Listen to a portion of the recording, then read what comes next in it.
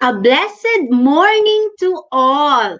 To our dear school heads and teachers, welcome to our webinar entitled Promotions of Mental Health and Workers' Resilience During COVID-19 Pandemic. I am Mom Marian Santos Antonio, secondary school teacher 2 of Lubao National High School. You may call me Ma'am Maya, and I will be your today's moderator. My great honor to present to you my select co-DCT members who will be taking charge in making sure that we'll get to deliver today's webinar smoothly and well managed.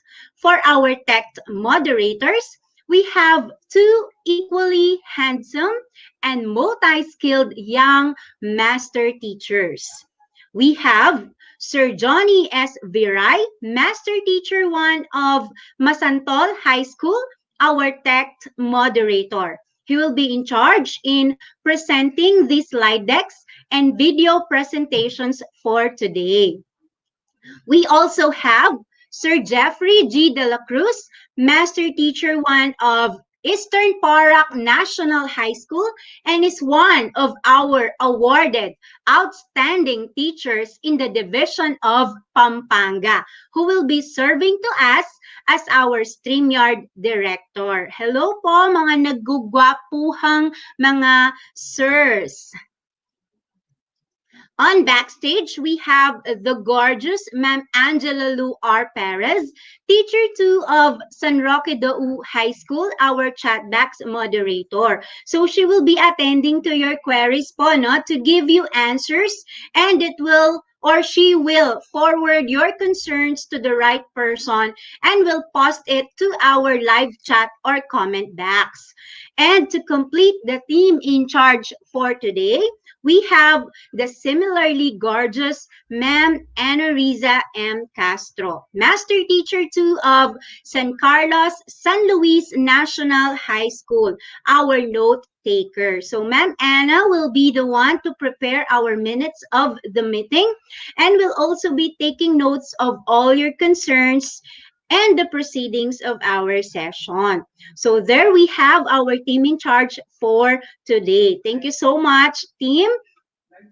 And for us to have a quick view of our speakers, let's get to meet and greet our two lovely speakers. So we have today with us Dr. Cindy L. Canlas, MD, our medical officer for NCD EOH cluster head.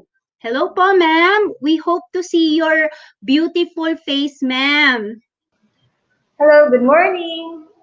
Good I'm sorry, morning I'm po. wearing a dress. Nasa, ano kasi tayo, workplace tayo. Kaya, yeah. Good morning. Okay. And with us also, one of our speakers, Nurse Christine Ailonil D. De Leon, RN, Nurse 2. Morning po! Kamusta po Good lahat? morning! Napakataas ng energy ni Ma'am Ailonil. So later on po, no, our dear participants, we will have more time with our speakers. So thank you so much po.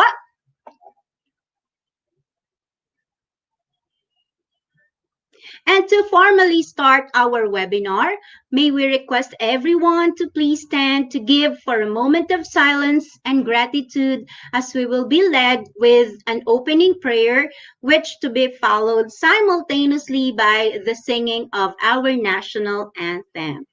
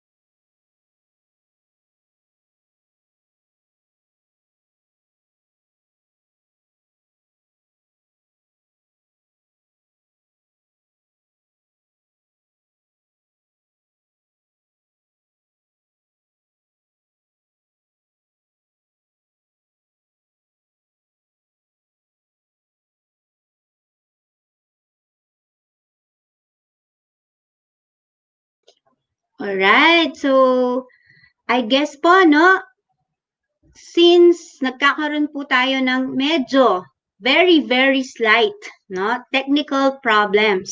So, before po tayo mag-proceed, I just wanted to acknowledge po, no, the presence of our Schools Division Superintendent, Ma'am Zenia G. Mostoles. And of course, we are very much thankful to you, our dear participants, our school heads, and our diligent teachers in the division of Pampanga for tuning in with us today. Maraming salamat po for giving time. So very timely po, no, yung ating topic today. Yung title po natin is Promotions of Mental Health and Workers' Resilience During COVID-19 Pandemic. So we are all aware naman po, no, regarding the situation that we are currently experiencing at present. So mamaya po, I know that we will be more encouraged. So once again po, a moment of silence for our opening prayer.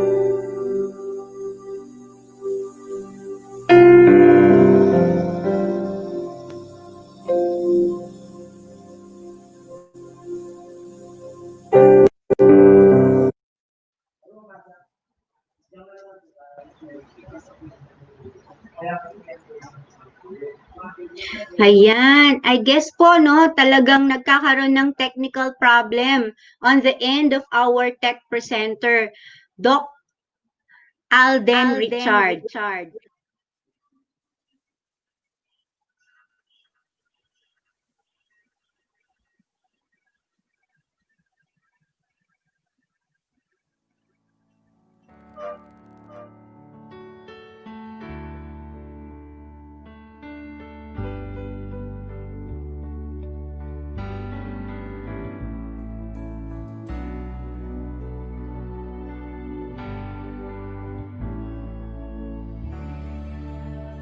Hear our prayer.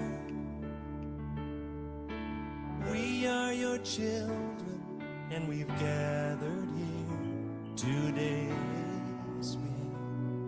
We've gathered here to pray. Hear our cry. Lord, we need your mercy, and we need your grace today. Yes, we do. Hear us as we pray. Our Father, who art in heaven, hallowed be thy name.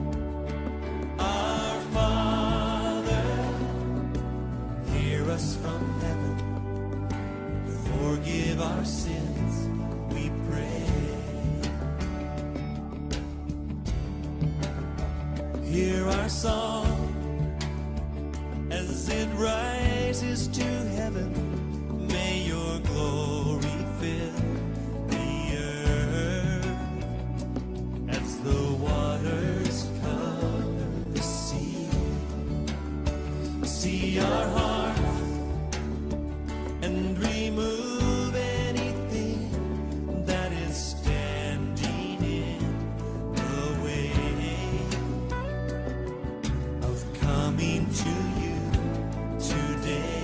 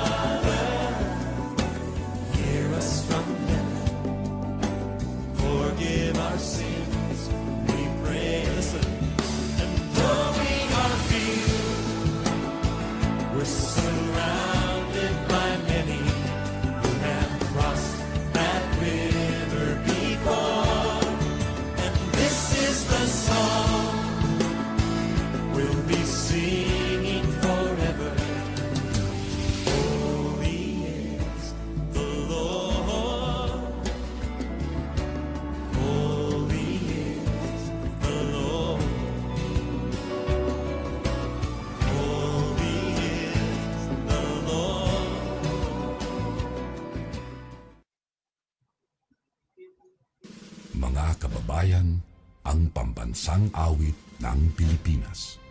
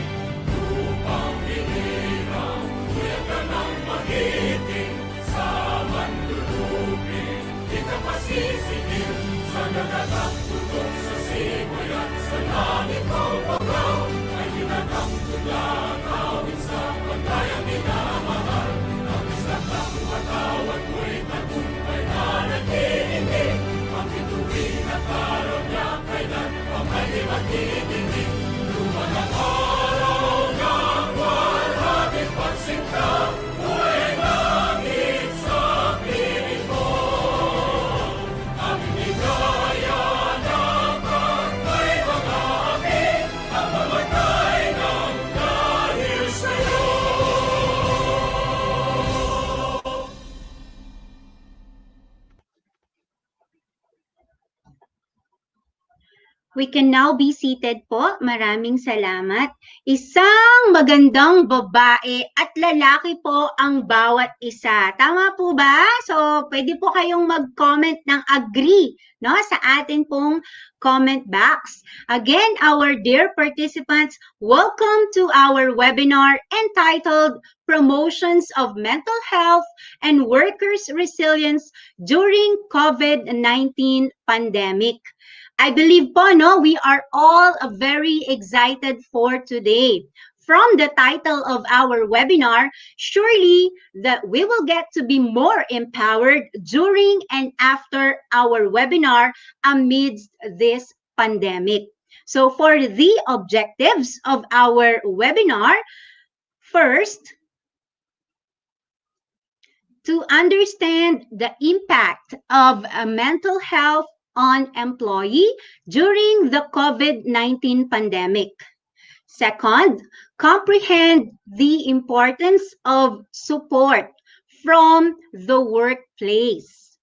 Third, develop strategies for helping themselves or others who are suffering from a mental illness. And to learn various coping skills and stress management techniques. And lastly, recognition of helping systems readily available for every employee. So our division po, no, besides to empowering our knowledge and skills, it also seeks to empower us emotionally and mentally. We are truly blessed. Our division balancing both aspects of our needs in this time. And of course, all these were made possible through the leadership of our school division superintendent, Dr. Zenia G. Mostoles, together with our two lovely ASDS, Dr. Melissa S. Sanchez and Dr. Shirley B. Zipagan. Also, our two chiefs, SGOD Chief Dr. Arceli S. Lopez, and our CID Chief Dr. Celia Lacanlale, our SDO Pampanga DCT leaders, Sir Jason M. Santos, Sir John Paul B. Palyasigi, Ma'am Christine Marie U. Santos, and all our co-DCT members who are on backstage yet are with us. We also have with us the diligent and dedicated Kwatame, headed by Ma'am Michelle D. Mejia and Sir Robin D. Perez, together with their associates, Ma'am Marina Gamido, Ma'am Mary Mia Malonzo, and Ma'am Catherine Montemayor. So, their gentle words combined with their loving reminders help us a lot in the DCT to improve our webinar after webinars. And behind every successful webinar is the fruit of their suggestions we have taken into considerations given to us by our amazing Kwatame. Amazing po, no? Because it's not easy to say not so good words to someone. Yet, they have this certain gift of delivering their observations with love. And sabi nga po no sa Bible, open rebuke is better than secret love. Kaya napakalaki po ng aming pasasalamat with us yung Kwatame. Partners po talaga ang DCT at ang Kwatame. So maraming salamat po no for showing us the real unity and love in the workplace. So, what we can expect po ba for this morning? So, for our training activity matrix, from 9 a.m. to 9:30, that will be our preliminaries, of course, to be facilitated with us by yours truly. And then at 9:30 to 11:25, we will be hearing topics on mental health law or the Republic Act 11036. Then, we also have tulong, alalay at gabay or yung pong tinatawag na tag. Then, mental health in the workplace and doing what matters in times of stress. And we also have our open forum. And those topics po will be given to us by the Department of Education, Central Luzon Center for Health Development, Non-Communicable Disease Cluster, Environmental and Occupational Health, or DOH, CLC, HD, NCD, EOH. Ayan. And at 11:25 to 11:55, we will have the DepEd guidelines on mental health by Nurse Christine Ilonil D. De Leon, RN Nurse 2. And at 11:55 to 12 noon, that will be our end of program evaluation. That will be in charge by the Kwatame. Ayan. So now, let's hear a message from a woman who's a source of inspiration herself, an epitome of great leadership embodied with flexibility and resourcefulness. Ma'ams, sirs, let's give a virtual sounding applause to our very own school's division superintendent, Dr. Zenia G. Mastales, for her welcome remarks.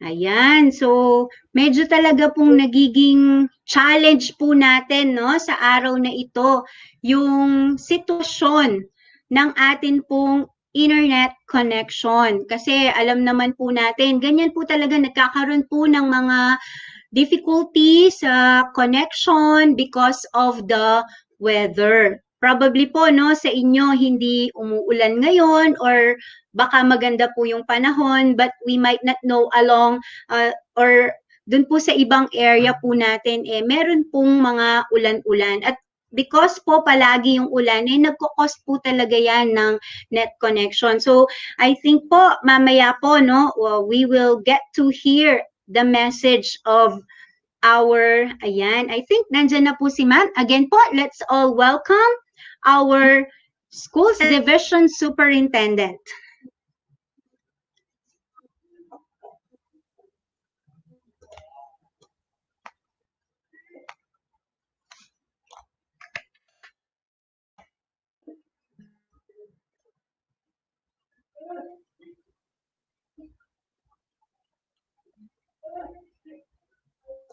School heads and teachers, hello. As we continue providing educational services, it is just but natural to be affected by the challenges of our new normal. society.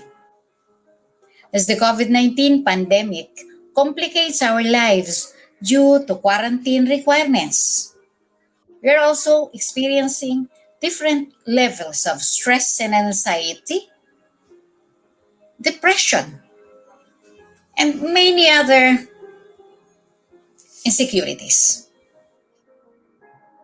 And our state of mental health directly affects all of our preoccupations, our family life, our relationships, the delivery of our services, and so on and so forth. Thus, before we can ensure that we are of help to others, we have to be healthy ourselves first, physically and mentally. Among the coping activities in preparation for the opening of classes for school year 2020-2021 on October 5, 2020, DepEd Pampanga engages in a partnership with the DOH Central Luzon Center for Health Development for this webinar to promote mental health and workers' resilience during COVID-19 pandemic. Hopefully, after this activity, we enhance our psychological capabilities as we continue serving our general public. Your health and safety is our primary concern. Thank you for taking part in this activity. Take care because your DepEd cares.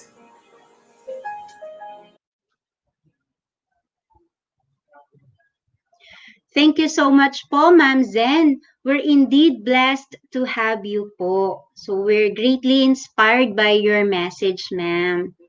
Now, I know you're so excited to hear topics mentioned earlier in our training activity matrix. So without further ado, for our first speaker for today, we have Dr. Cindy L. Canlas, MD, our medical officer for NCD EOH Cluster Head. Good morning, ma'am. Good morning po, Doc. Good morning! Okay ba, Sayang po, audio? no? Hindi po namin nakikita yung napakaganda niyo pong mukha. Soon, magkikita din po. Yeah. Thank you for this opportunity to serve with you. And so hopefully, okay ang audio natin. Yes, ma'am. Loud and clear naman po. Looking forward to a fruitful session with all of you. And sana matanggal ng kahit konti man lang ang stress natin for today. Seeing you po today, ma'am, no, medyo nabawasan na po yung stress na meron ako. And I know, as you go along, not only me, but all the rest of our participants will enjoy their time with you. So, again, ma'am, no, hindi ko na po patatagalin itong time ko with you kasi alam ko po, napakarami po naming matututunan sa inyo. So, take it away po, Doc Cindy. Salamat. Okay, good morning po sa lahat. Isang malipot at discuss na umaga. So, in behalf of our office, the Technical Center for Development, we'd like to extend our gratitude for allowing us to serve you during this time of COVID-19 pandemic. So, what's that? To discuss the topic about mental health and workers' resilience during this pandemic. So, to start with, what I first let me play the presentation, please. Let us first define what is health. So, health is a state of complete physical, mental, and social well-being, not merely the absence of disease or infirmity. dito mahalaga na tayo po alam natin na ano ba ang kalusugan. So ito ay ibig sabihin, kamusta ka ba ngayon? Hindi lang ang physical mo ang kinakamusta natin, rather maliban dito, higit dito, ang iyong mental, ang iyong social na estado, no? So, when we say, on the other hand, occupational health, because it is one also of our topic, so occupational health is defined naman po as a health in our workplace wherein it focuses or has three different objectives, okay? Occupational health is about maintenance and promotion of workers' health and working capacity. Next slide, please, sir. So it aims to improve the working environment and work to become conducive to safety and health of the workers, of course. It also aims to develop a work organization and working cultures in a direction which supports health and safety at work, and in doing so, also promoting a positive social climate and smooth operation that may enhance the productivity of whatever undertaking the company or agency would have.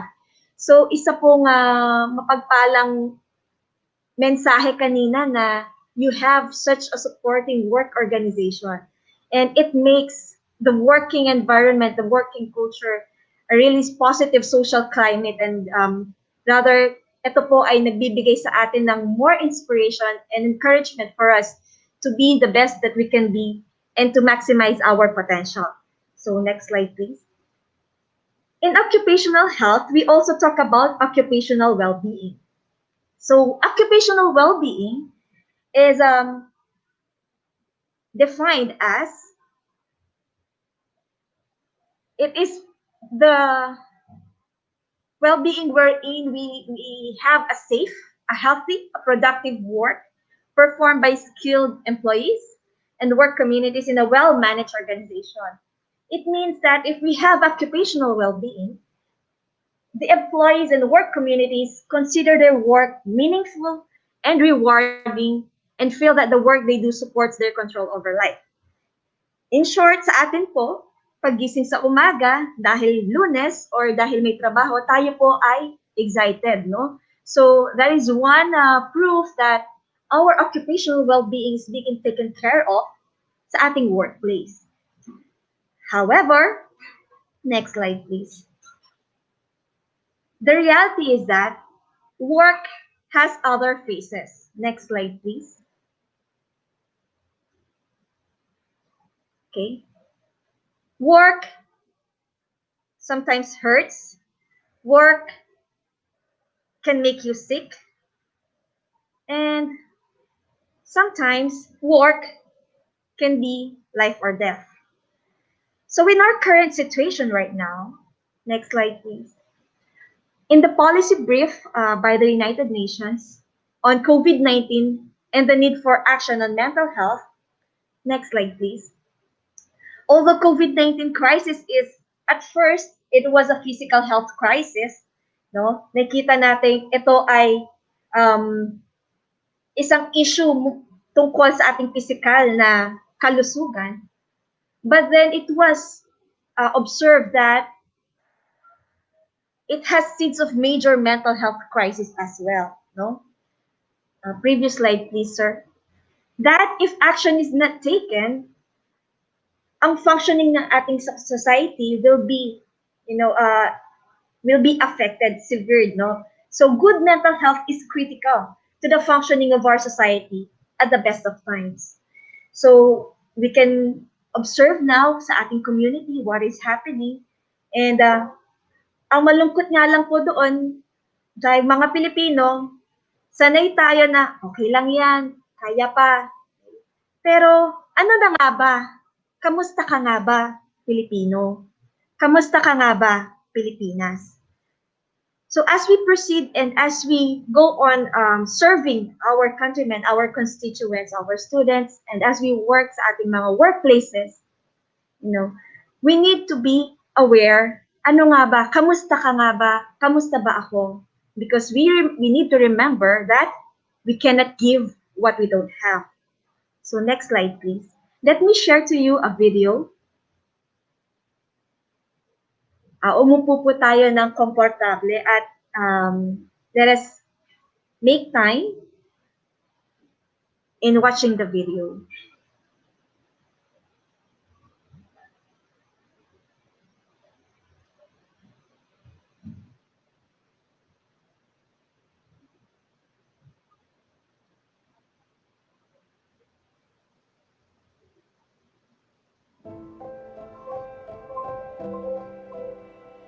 You can be born perfectly rich, have a very good lifestyle, have parents who care very well for you. I don't think mental health issues discriminate against anyone of any race, gender, or social background. Hi, nice to meet you. Please have a seat. My name is Nicole. I'll be your moderator for this discussion. I'm Nicholas. Today, I'm going to ask you a few questions about mental health in Singapore. What do you know about mental illness? I just know there's depression. How do you say that? Bipolar disorder. The wire short circuit, you know. This guy's crazy, say all these kind of words. Has nothing to do with me. Would you hire somebody with mental health condition? I'll probably, make them work in a, admin side. Sweeper, cleaner, or some simple job for them. Either they hurt themselves or they're going to hurt somebody else. Then if you're mental illness, you apply for a job. But who in the right sense will really want to take you? Would you date somebody who has a mental health condition? Some of them will get quite manipulative. They'd say like, if you break up with me, I'll cut myself or I'll kill myself. And then sometimes they tend to post unreasonable things, such as like a small thing that happened, and then they will make a big fuss out of it. I cannot handle. I don't know how to handle. How would you react to, a friend or family member who's diagnosed with mental illness? The bridging needs to be the family and not a stranger. 我们不是专业医生，我们可能处理不了。 If possible, I would just stay away as far as possible. 这个笑最好是不要靠近他。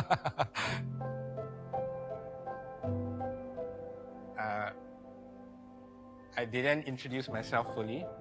I suffer from clinical depression. I was clinically diagnosed with depression. I'm living in recovery. And I overcame it. I wrote a letter that I would like you to read out to me aloud.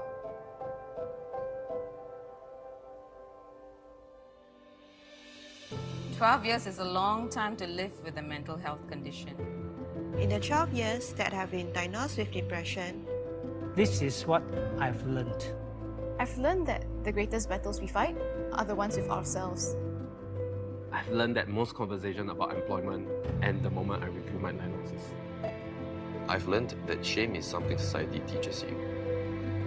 I've learned how to say sorry for showing symptoms of my condition. I've learned that friends can disappear, and I will never hear from them again. I've learned that family doesn't always know how to support you, no matter how much you need them.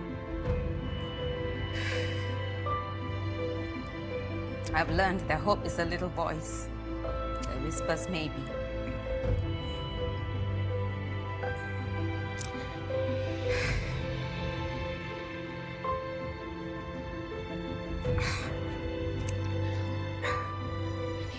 I've learned that recovery is a process. I've learned that one small crack doesn't mean I'm broken. I've learned that I have an illness, but this illness is not my identity.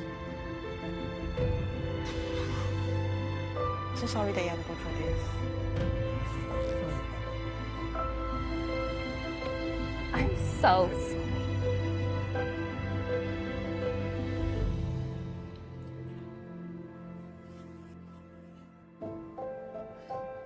Do you have any questions you want to ask me?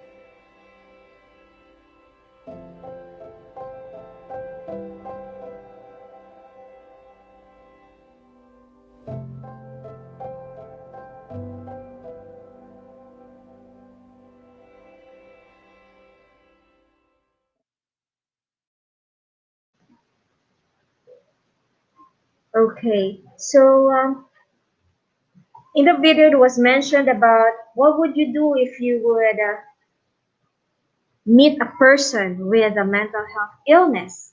So how would you see that person? How will you approach that person? How will you relate to that person? Would you even cut ties or relationship with that person? So it was also mentioned, kung kaya ako malaman sa aking trabaho na may ganito akong diagnosis, would I be then employed?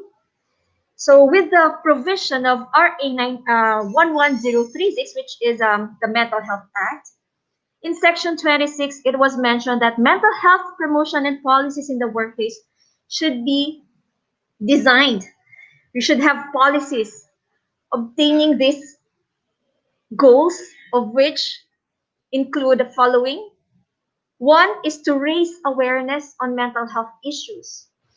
So, ano nga ba kapag sinabing mental health? Yan ba ay ibig sabihin may diagnosis na siya? It aims to correct the stigma. Pag ba narinig ko ang mental health, anong unang salita ang naiisip ko?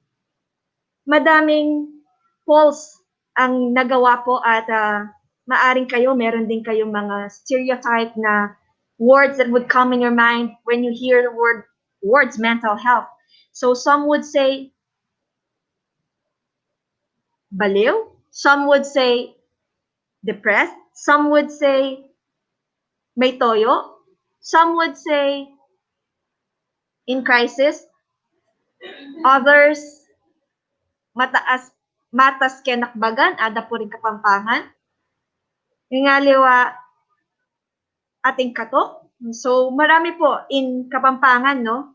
And we correct the discrimination associated with mental health conditions. Also, in a workplace policy, in our workplace, if we are to promote mental health, it should include provision of support, identification of available support for the individual at risk or the individual in need of that, and further facilitate access of individuals with mental health conditions to treatment and psychosocial support. The very reason why this topic or lecture is being held na po, ito pong mga objectives din na to, we would want to see this being attained by our division, by Pampanga, no po. And just that everyone is informed, meron pong isang research that was conducted in Pampanga. It was actually a national research, and Pampanga was one of the selected few provinces. And it revealed results of which, ano ba ang tingin ng mga Kapampangan pagdating sa mental health? It talked about mental health issues. It talked about kamusta nga ba ang pamilya sa kanilang pagtanggap tungkol sa mental health issue ng kanilang kapamilya or miyembro ng kapamilya. It talks about kamusta ba ang isang tao, maging ito ay nasa komunidad, nasa workplace, nasa eskwelahan, anumang fora, kung meron ba siyang nararanasan sa kanyang sarili, kamusta ang kanyang paglapit or what we call health-seeking behavior. No? Dahil nga kilala ang ating kultura, ang Pilipino, as one that is resilient, meaning being able to adapt to stresses, sometimes matagal-tagal nang mabigat ang pakiramdam, sasabihin, hindi, kaya ko pa. So, sa ating mga Pilipino, laging kinakaya natin. Kaya ba natin? Tama, kaya natin. Pero may pagkakataong kailangan din nating tanggapin ang realidad na meron po tayong hangganan. We have our limits. And so, next slide please. Mental health, what is mental health? Mental health is defined as a state of well-being in which every individual realizes his or her own potential. That individual could eventually can cope with the normal stresses of life, can work productively and fruitfully, meaning creatively, and is able to make a contribution to her or his community. May mga tinatawag po tayong domains ng mental health, no? Ito yung sinasabi natin, para bang i-check nga natin kamusta ba ang mental health natin. One time we asked our employees, do you have mental health? And sadly, meron po talaga ang mga empleyado or even sa labas ng ating mga opisina ang hindi nakakaunawa ano nga ba ang mental health. There's this stigma sa mental health, no? Tayo, kamusta po ba ang ating mental health? Next slide, please. Paano ba malalaman kung okay pa ang mental health mo? Okay? So, when you say you have a physical body that is healthy, it means, di ba po, kapag physical, tayo ay nakakagalaw na maayos. We can meet our maximum potential. Sa mga guys, it was, nauso po yung challenge, no? Yung push-up. Okay? So, for women naman, sa atin, we take care of our health as well, no? Lalo na, marami pong mga roles sa mga kababaihan. But when it comes to mental health, marami pong mga kababayan natin ang hindi alam. Even siguro po sa atin din, hindi din natin alam kung how do we gauge if are we still mentally healthy or what. So there are these domains or dimensions of mental health. If first, you can see your potential, you can still realize your potential, then you are okay pa. Ibig sabihin, pag nakita mo ba ang sarili mo sa salamin, gwapong-gwapo ka pa ba sa sarili mo? Or gandang-ganda ka pa ba sa sarili mo? Or do you still see yourself as someone that could win victories over challenges of the day? So that is self-image. That is realizing our potential. Or if one day gumising ka, medyo hindi na kagaya ng dati, nag-aalangan ka na din kung kakayanin mo pa ba ang mga challenges of the day, then we could start recognizing that. And we need to do some action. Okay? So self-image, that's the number one. Number two, the second domain is resiliency or the ability to adapt to daily stresses. Yung bang kakayanan mo na tanggapin or harapin ang mga stress. Sa ngayon ba, medyo umiiksi na yung pasensya mo? Mas mabilis ka na bang maging, quote-unquote po, allow me to use the layman's no, na ginagamit natin pag nagagalit. Tama po ba sa tinatawag nilang monster na siya kapag nagalit? Okay? So, ibig sabihin ba, kapag you can, in your stresses, in daily life, about when we talk about resiliency, kaya pa ba? Or maliit na bagay lang, sira na ang buong araw natin. Okay? So that's the number two domain. And next is productivity and creativity. So I would always emphasize that productivity and creativity should go hand in hand. Why? Could you just be productive like a robot? I don't believe people should act like a robot and produce or show output as we are expected, like a robot. But then, tayo po, mga tao tayo, we are gifted by God with creativity. Okay? When we say mental health talks about productivity and creativity, yung bang output natin na nagagawa natin, may bago ba tayong paraan na nagawa natin siya? Example of which, tayo po ngayon ay halos virtual. No? So we need to produce, we need to have our outputs. And also, we are pushed to be creative. And na-realize nga po natin, no, we can be creative. And so, if sa trabaho, productive ka, okay. However, ang question natin, are you still becoming creative? Or are your training designs or are your matrices copy-paste or the same? It was good to mention that you have been improving from a webinar after webinar, no? So that is being productive and creative. So let's go to the fourth domain. It's the sense of purpose. Sabi nga ni Nescafe, para kanino ka bumabangon? Bakit mo ginagawa ang ginagawa mo? So why do you do what you are doing? Can you see what you do as a contribution to your community? Sense of purpose. Do you only live for yourself? Or do you see that, kagaya po sa atin sa pandemya ngayon, when we protect ourselves, we protect people, not only our family, but also our neighbors. So, sense of purpose. Kaya marami po ang iba kapag wala nang gana, nakakalimutan, no? Yung purpose. Balikan natin. Ano nga ba ang purpose ng mga ginagawa natin?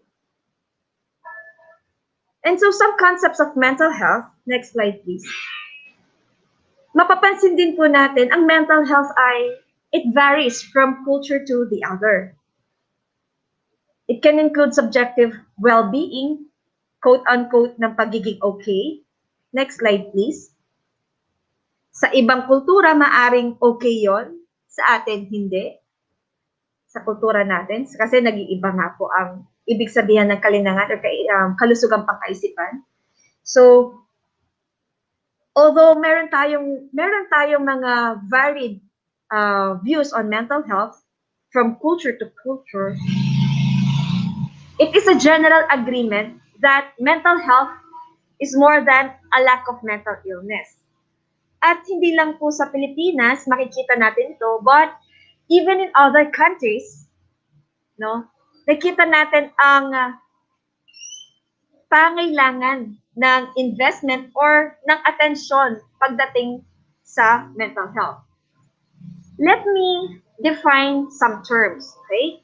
Para po tayo ay makaiwas sa mga stigma na tinatawag natin, kailangan po nating maliwanagan. Ano nga ba kapag sinabing mental illness or disorder? Okay? So kapag sinabi nating mental illness or disorder, ito po yung diagnosis. Kapag sinabing diagnosis, yan ay na-diagnose ng isang doktor. No? It is an illness that significantly interferes with an individual's thinking, feeling, or social activities and functioning. Ang ibig sabihin po niyan, kapag ikaw ay merong ganitong pakiramdam or illness, makikita na sa iyong paraan ng iyong pag-iisip, ang iyong behavior, no?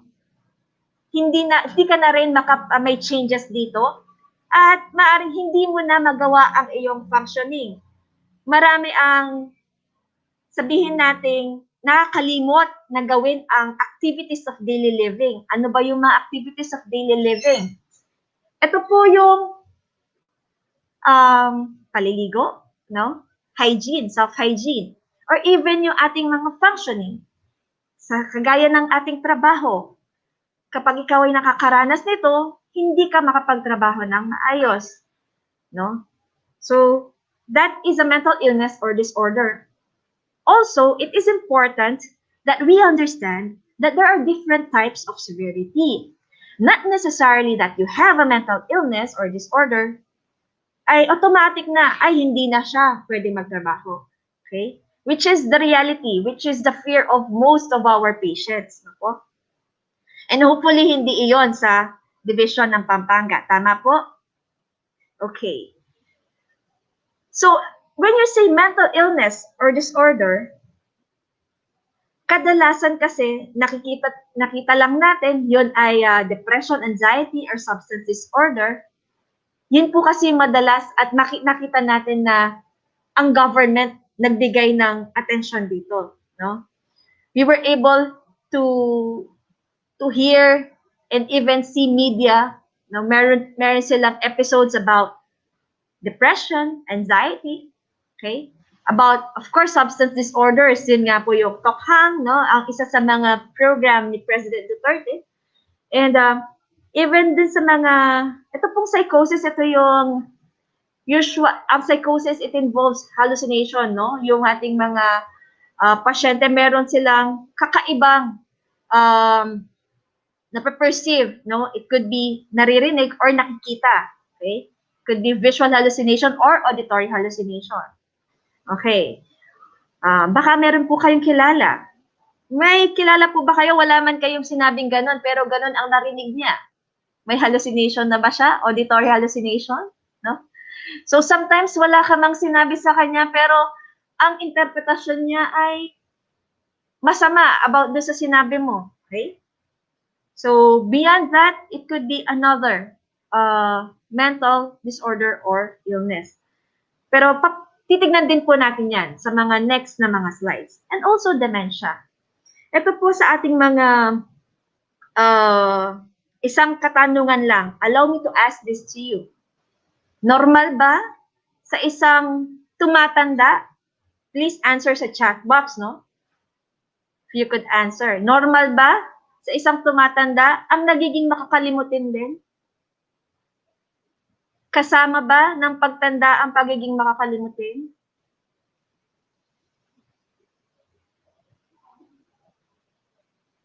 Okay, merong iba ang nagsagot, oo, normal lang daw po yun, no?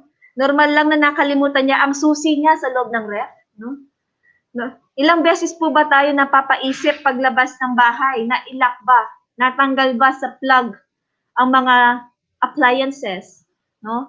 Or dun sa mga gamit natin na kailangan dalhin sa work, okay? But it is not normal, no? Hindi po normal sa isang matanda ang actually na nagiging makakalimutin. Kapag po sinasabi nating dementia, nagiging makakalimutin sa mga bagay, halimbawa sa memory, no po, and even sa ibang functioning niya, no? Yan po ay pathologic. Ibig sabihin, isa siyang sakit. Okay? So, meron din pong levels yan. Di na po natin kailangan mag-rationalize about dahil marami naman po talaga sa atin sa ngayon dahil kabisihan, no? Kailangan din nating malaman, i-differentiate. Ano ba yung sinasabi nating pathologic na nagiging makakalimutin sa physiologic? Ibig sabihin, kapag may mga times talaga hindi mo naman maalala lahat, no? Kaya most of us would probably have our notes or even journals, no? To-do list, something like that. Okay? So next slide, please. Kapag sinabi naman natin, so that is mental illness or disorder, no? It significantly interferes with an individual's thinking.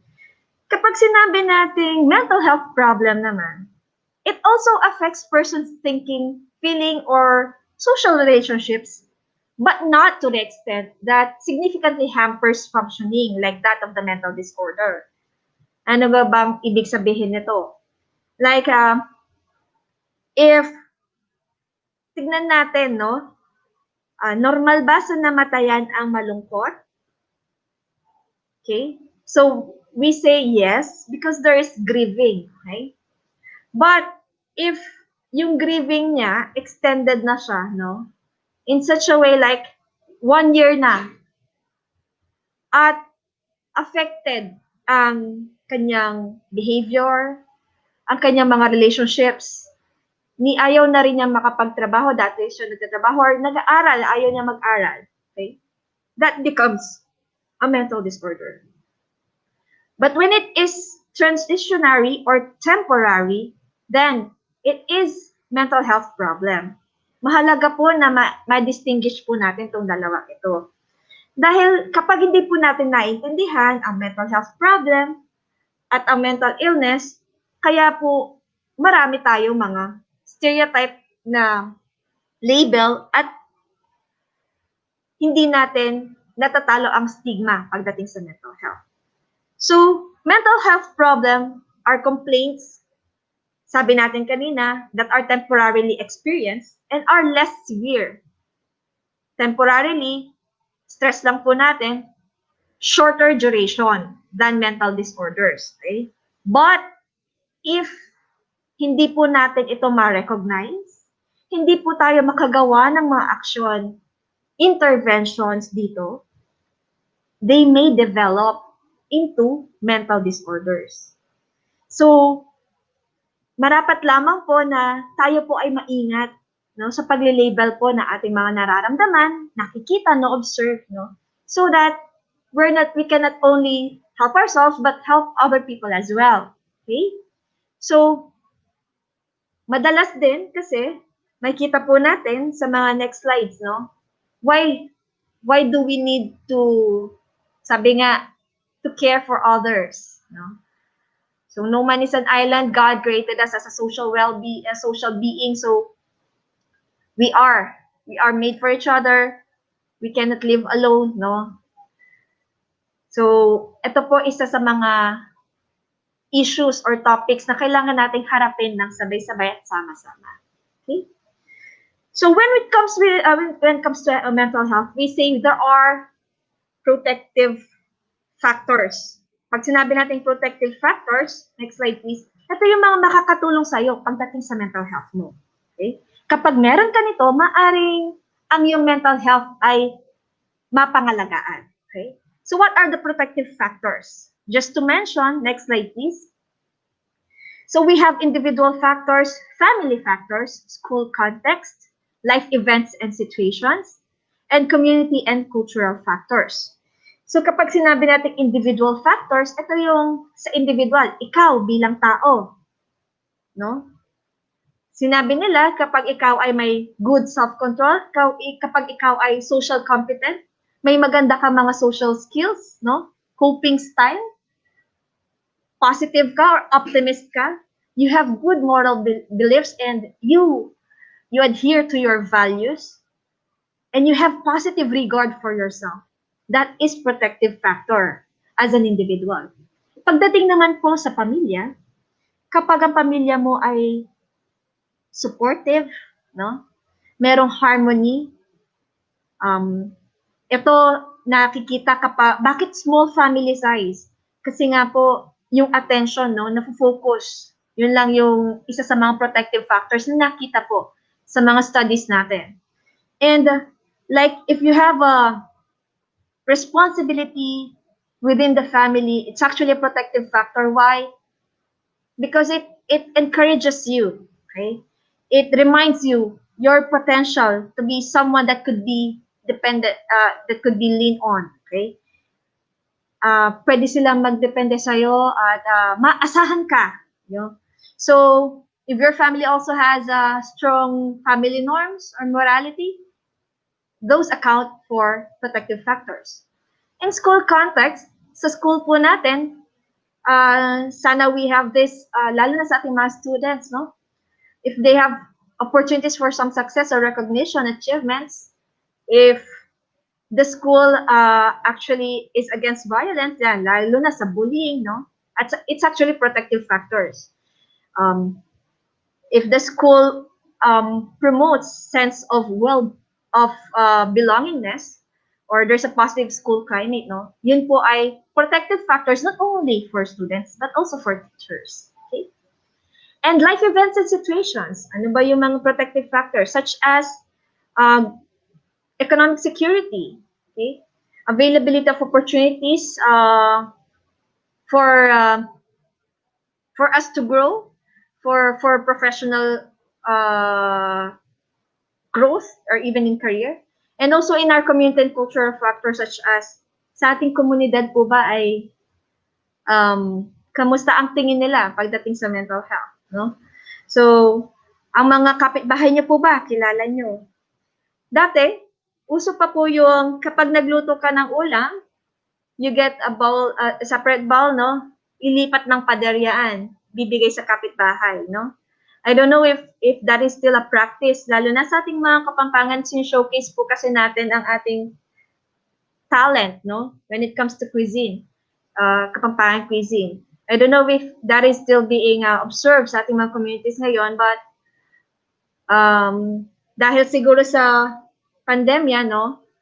Iwas sa sharing, So, but then hopefully in the near future, we could see again people connecting with each other, no, sa community po natin.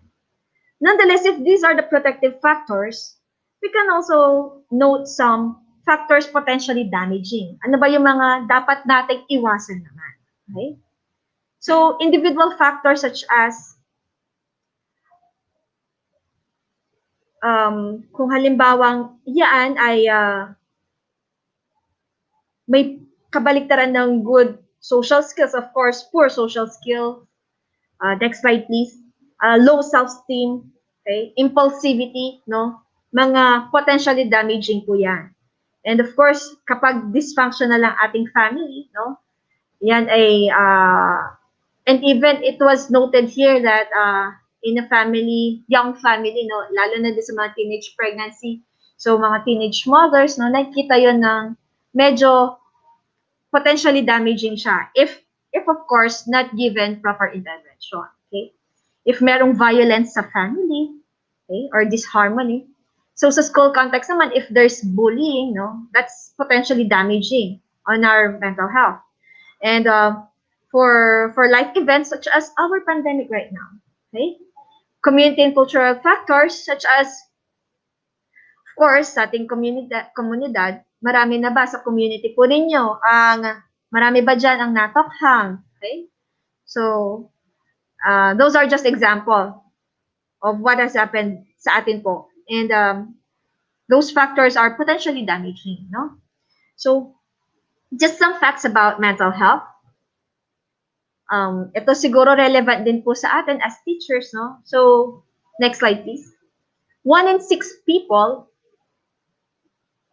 aged 10 to 19 years, sila po ang nag-suffer ng mga mental health issues, no? Mental health conditions account for 16% ng global burden of disease and injury in people ang na-edad na 10 to 19 years. Okay? Next slide, please.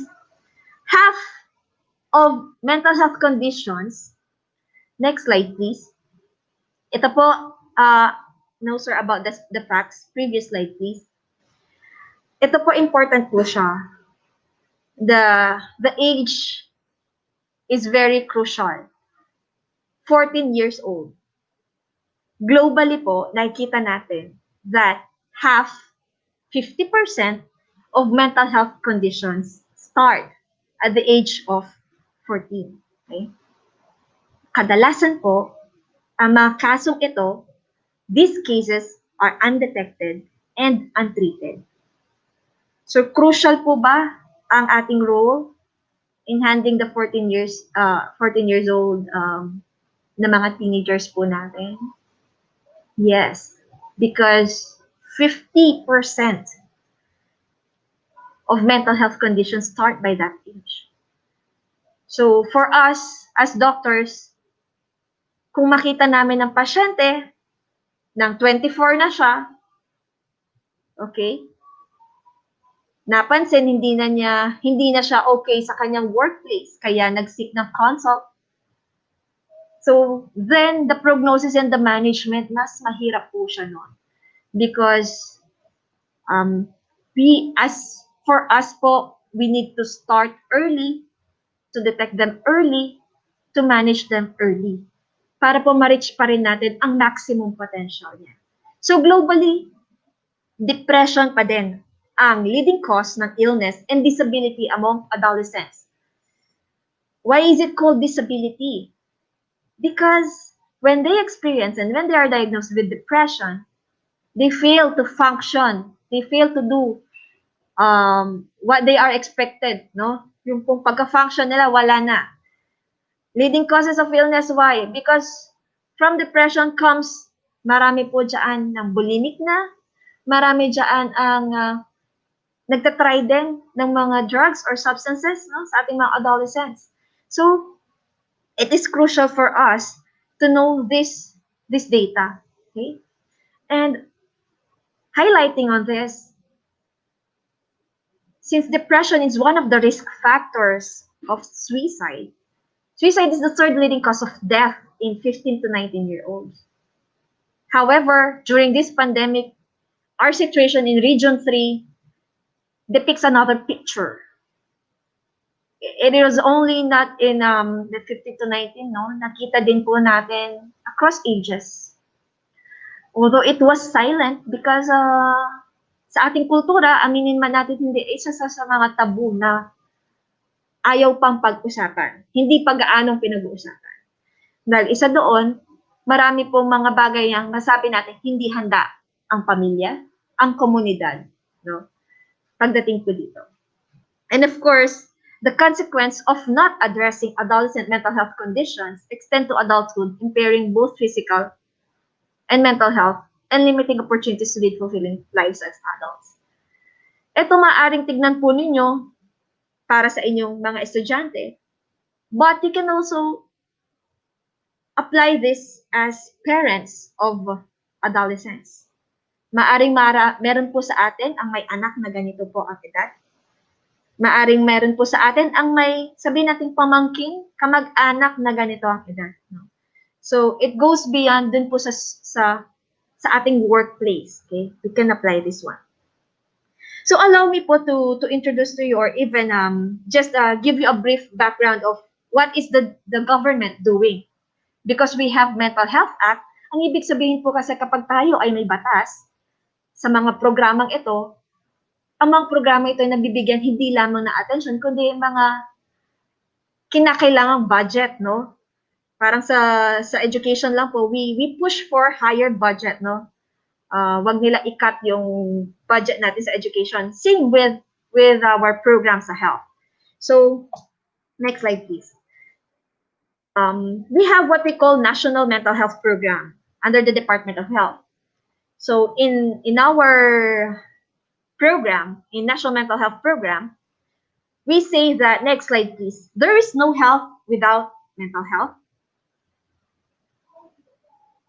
Again, we say there is no health without mental health. Naniniwala po ang programa na mental health is more than, that mental health is more than the absence of mental disorders, and that mental health is determined by socioeconomic and environmental factors. So, ito po kitang-kita natin sa Pilipinas, no, that mental health is determined by socioeconomic and environmental factors. Okay, next slide, sir. And mental health is actually linked to behavior.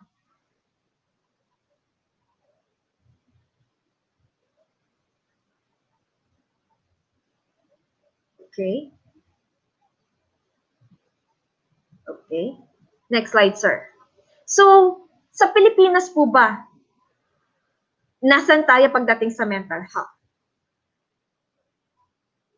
There is a pressing need for reliable data for a comprehensive picture of the magnitude of MNS disorders in the Philippines. Kapag narinig po ninyong MNS, ang ibig sabihin, M, mental and neurological, S, substance use disorders. Next slide, please. And in PGH, epilepsy rates actually composed of these figures or numbers. Tignan po natin, sa adults, there's 33.4%. But in children, there's 66.2%. Ibig sabihin, dami, no, sa mga bata ang merong epilepsy. And 60% attending primary care clinics daily are estimated to have one or more. Ibig sabihin po nito, 60% ng ating mga even infirmary, barangay health station, or rural health units, mga primary care clinics or outpatient clinics, no? 60% po sa mga ito, araw-araw, may nakikitang mental, neurological, at substance use disorder. Ganun po kadami sa Pilipinas. At ito pa po yung latest po natin data as of, this is the latest. This year po, meron po tayong national prevalence study, no? Nakita dito, that is why there was a call for DepEd. 13% of students between 13 to 15 years have actually attempted suicide. And 16% of those students between 13 to 15 years seriously thought of suicide. Okay. maliban sa depression, isa sa risk factor ng suicide is previous attempt. So, yun po yung mga warning signs po natin. And tayo po sa department po natin, sa DOH po, our mental health program, next slide please, has strategic action points and focuses on 5 things. No? We have wellness of daily living, substance abuse and other form of addiction, extreme life experiences, mental disorders, and neurologic disorders. Next slide, please. Just to give you a brief background lang po, what do we say about wellness of daily living? Next slide. It is actually, tayo po dito ay gumagawa tayo ng promotion of attaining and maintaining mental health and well-being, no? Such as ito po nakikita natin sa ating mga, like in pregnancy, from pregnancy to old age, sa different fora, meron po tayong advocacy about wellness of daily living, no? Meron po tayong fora sa mga schools, sa mga workplaces, okay? Sa mga communities. Ito yung tungkol doon sa how do we cope daily on our stressors, no? So, ang isa sa mga topics po about wellness of daily living is how do we prevent as well yung suicide po, no? And the next is the extreme life experiences. We were informed na, rather, we were reminded that DepEd Pampanga has a good percentage of those trained on mental health and psychosocial support. Dito po yun pumapasok ang ating extreme life experiences. We develop and enhance resiliency, no? We are to be able to address the mental health and psychosocial needs, lalo na sa mga critical incidents or events such as trauma, domestic violence, sa mga disasters, no? Even at such time like this, no, mga pandemics. And mental disorders, we just want you to be informed that when it comes to mental disorders, meron na po tayong mga libreng mga gamot, no? So, kung meron po kayo mga gusto po i-refer po sa amin, isulat lang po ninyo or you can message us, you can contact us. Sa end po ng presentation, we have our contact numbers. We can extend po our free medicines for those people na nangailangan po, no? Para lang din po sa kaalaman ng lahat, hindi po madali ang maggamot, lalo na dito po sa ating mga mental disorders. Next slide, please, sir. So, we do have our pool of doctors then and our manpower na train po sa MH-GAP. More than the MHPSS, MH-GAP po, yun po yung mga sabihin natin, kapag may mental health problem ka or illness, kung naging illness na yan or disorder, yan po ay maaari ng tignan sa ating mga rural health unit. Meron na po tayong mga doktor na train po dyan, no? So, ibig sabihin, hindi mo na kailangan ng isang psychiatrist, no? We would want that in our program, mental health, siya ay accessible sa angmang fora, sa angmang klase ng community or sa angmang grupo ng mga tao, be it sa community, sa schools, no? Kaya po sa mga workplaces, we promote that we should have provision sa mga access sa mga services na kagaya nito. And of course, neurologic disorders, no? Maaring may kilala po kayo na may anak na may epilepsy, no? Isa din yon sa mga lifelong na minamaintain na mga gamot. Yun po, no? Meron din po tayong mga pinamimigay na ina-allocate po ng mga gamot dito. It's just that, marami po talaga sa ating mga pamilyang Pilipino ang hindi pa po nakapag-access ng service natin. So, hindi rin po namin alam na kung ilan, kung sila po ay nangailangan. So, those that access or goes to the RHU and reports that they need this type of medicines, then we will be able to extend our help. And of course, one of the issues na alam po natin ngayon, the substance use disorder, ang droga po, no, na marami na ring mga lives na nasira, no. Marami po sa ating mga kabataan ang nagiging curious dito. And so we also have advocacies regarding substance use disorder sa ating mga schools. Next slide, please. Sige, sir. Before we go to specific po para po mas maunawaan po natin ang ibang mga na-encounter pala nating illnesses or disorder or mental health problem, no po. Let me show you another video.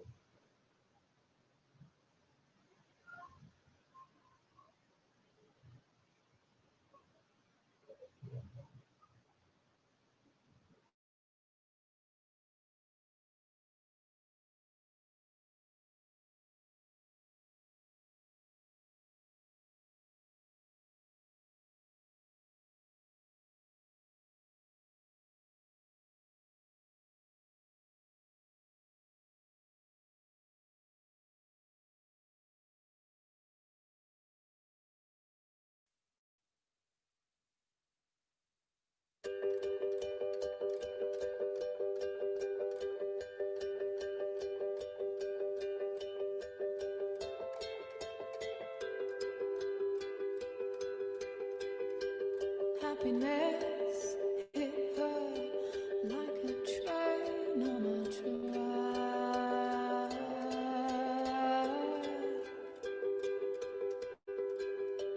Coming towards her, stuck still, no turning back.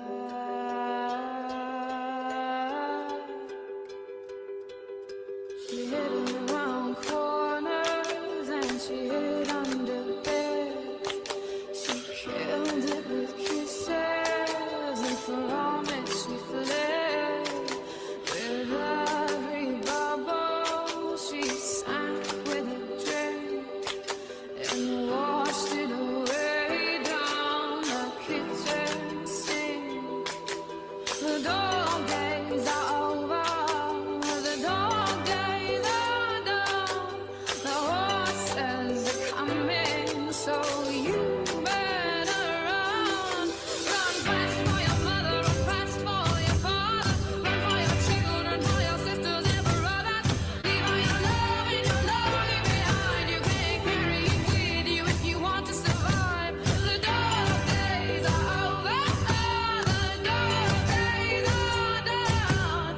Can you hear the horses? 'Cause here they come.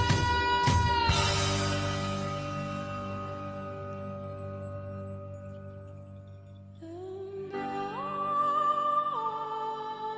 never wanted anything from you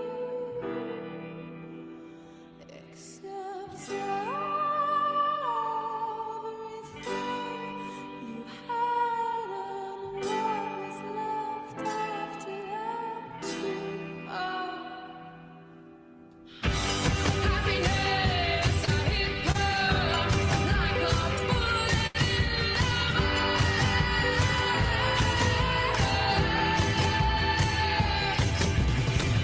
struck from a great height by someone who should have known better. The dog days are over, the dog days are done. Can you hear the horses? 'Cause here they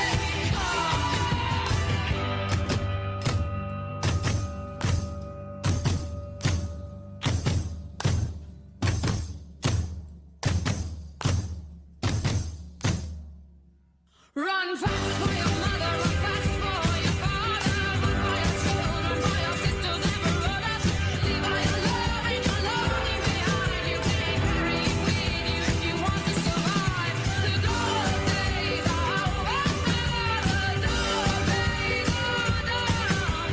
Can you hear the horses? 'Cause here they come.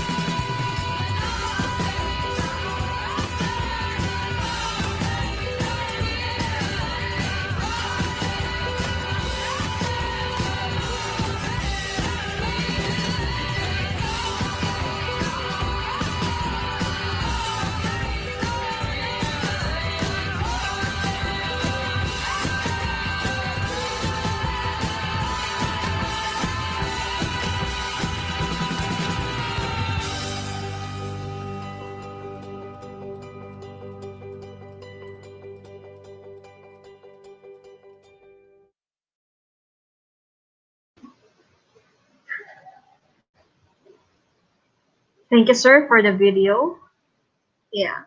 So we are people first, no?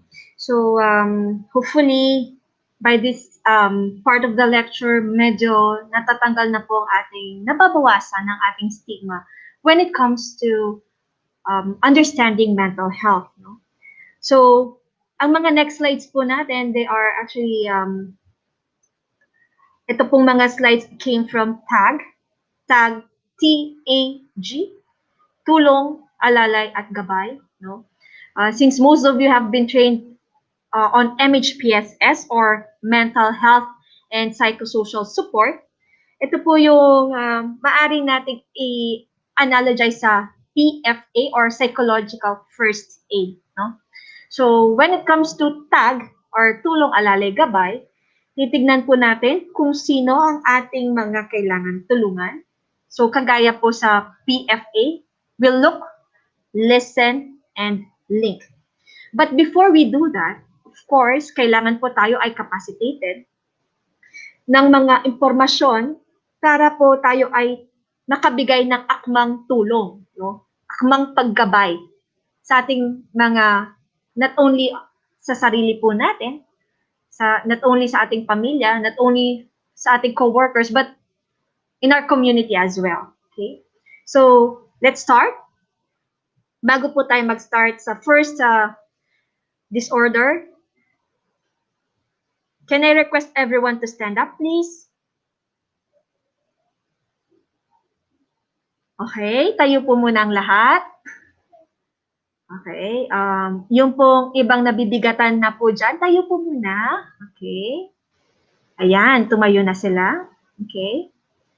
So, can I request everyone to raise their hands?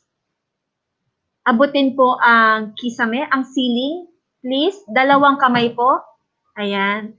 Di bali pong tumaas yung polo ninyo or blouse, wala namang nakakakita. Ayan. Okay. Reach for the ceiling. Let me count up to 8. Okay, let's start. Okay, go. 1, 2, 3, 4, 5, 6, 7, 8. Okay, relax. Okay, wag po muna ibababa ang kamay, dalawang kamay. Okay, again.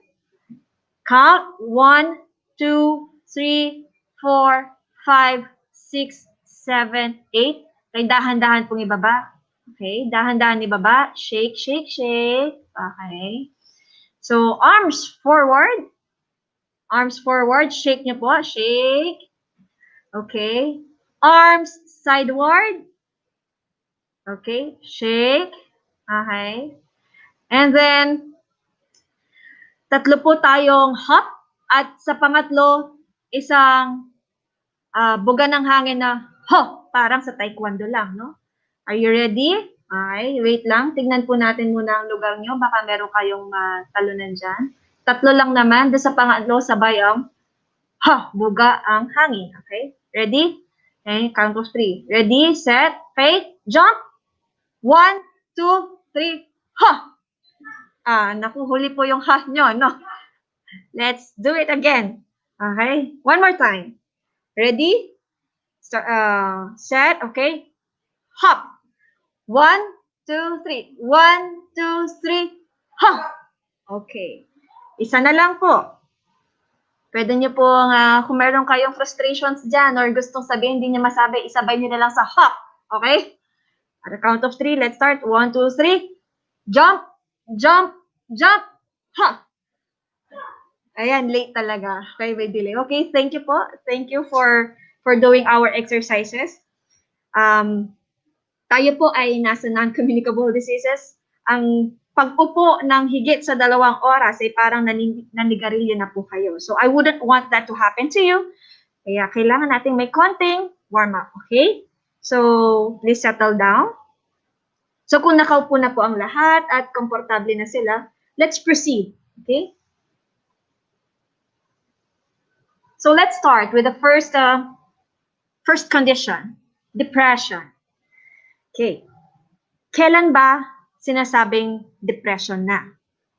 Next slide, please. Ang core symptoms of depression ay ang mga sumusunod. So, if you have persistent depressed mood,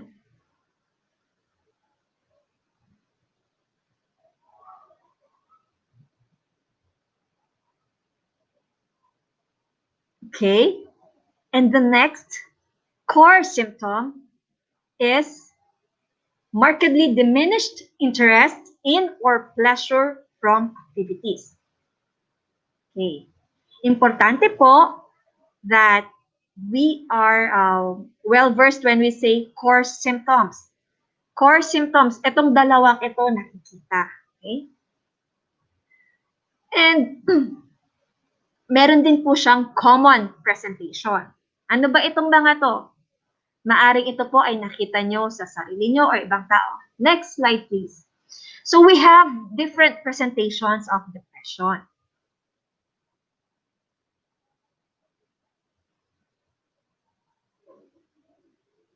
We have multiple persistent physical symptoms with no clear cause. Ang dami-dami mong nararamdaman sa katawan. Una, masakit ang ulo. Pangalawa, sumakit ang balikat. Pangatlo, ang balakang. Lahat na lang masakit. No? Nang hindi mo naman alam bakit. Or, maaring ikaw ay nabibigatan lang. Pakiramdam mo, pagod na pagod ka. Okay? So, there is low energy, there is fatigue, and sleeping problems. Natulog ka na ng 8 oras, pero pagising, parang pagod pa din. Or hindi ka din talaga makatulog. Parang 2-3 oras lang natulog ang laging na-experience mo. Kasi hirap ka talagang makatulog. No? Okay? And anxiety, or yung nababalisa or nag-worry. Okay? Mapapansin natin sa depression din itong when you have significant change in your appetite or weight, such as yung paborito mong ulam, no? Dati nakakatatlong kanin ka, ngayon halos kaunti lang, half rice na lang. Not necessarily that you are dieting or what, but you observe there's a significant change dun sa appetite mo. Okay? There's also the belief of being worthless, or that you are excessively guilty of something, no? May nagawa ka na patuloy mo pa ulit-ulit mo naiisip, mukhang kulang ang ginawa ko. Doon nga sila, kinakanta nila, I did my best, but I guess my best wasn't good enough. No? Hindi ko na po alam ang next na lyrics. Next, mag-move na po tayo. Indecisiveness. Hindi makapag-decide. Paurong sulong. Oo, hindi. Oo, hindi. Gagawin, hindi. Di malaman. Restless. Agitated. Hindi mapakali. Hopeless. Ang dami nang nagsusupport sa kanya. Pero hindi pa din enough. And of course, isa po sa mga ayaw natin at sana umuwi siya dito, no? We would want to prevent this, the suicidal thoughts and acts. Okay? Those are common presentations of depression. And how do we identify depression? So dito po sa mga nabanggit natin, paano ba sasabihin na depression talaga siya? Isang araw, pagod ka kasi pala ang dami mong tinrabaho. Di ba normal yan? Depression na ba yan agad? Malapit na ang due date. Sino po ba ang hindi anxious sa due date? No? Kaya ayaw na nila si Judith. Okay? So, is that depression na ba? Okay? So, how do we identify depression? Next slide, please.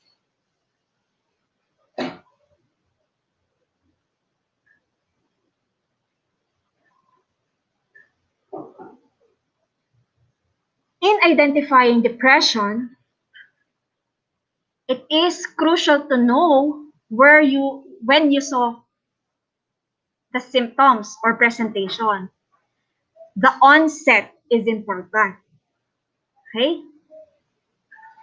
Yung length of time is very crucial. So, let me ask you this. Hindi ko yata sinulat dito ang sagot. Pero, please listen po. How long do you think symptoms should be present? Sige po, I'll give you time. Paano mo sasabihin na may depression siya? Ilang araw?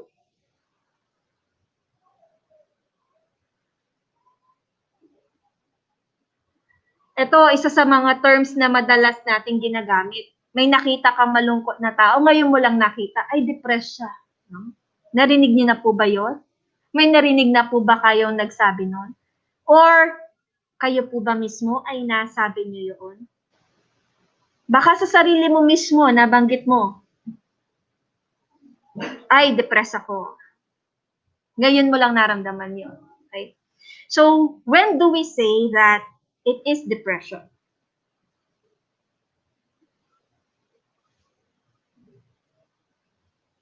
Okay, the answer is if the symptoms or the presentations are noted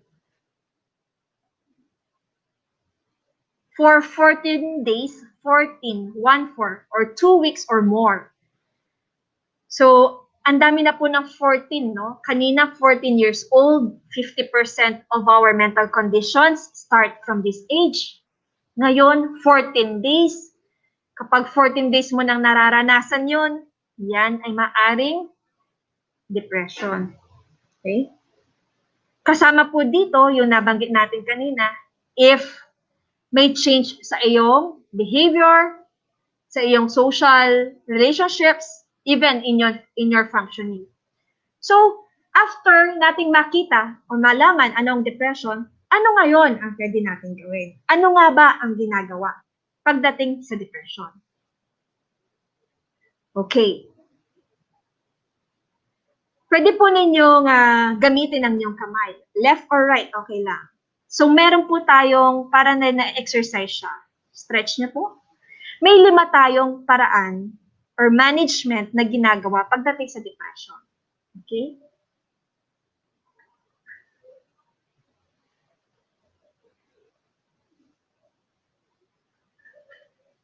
Number 1,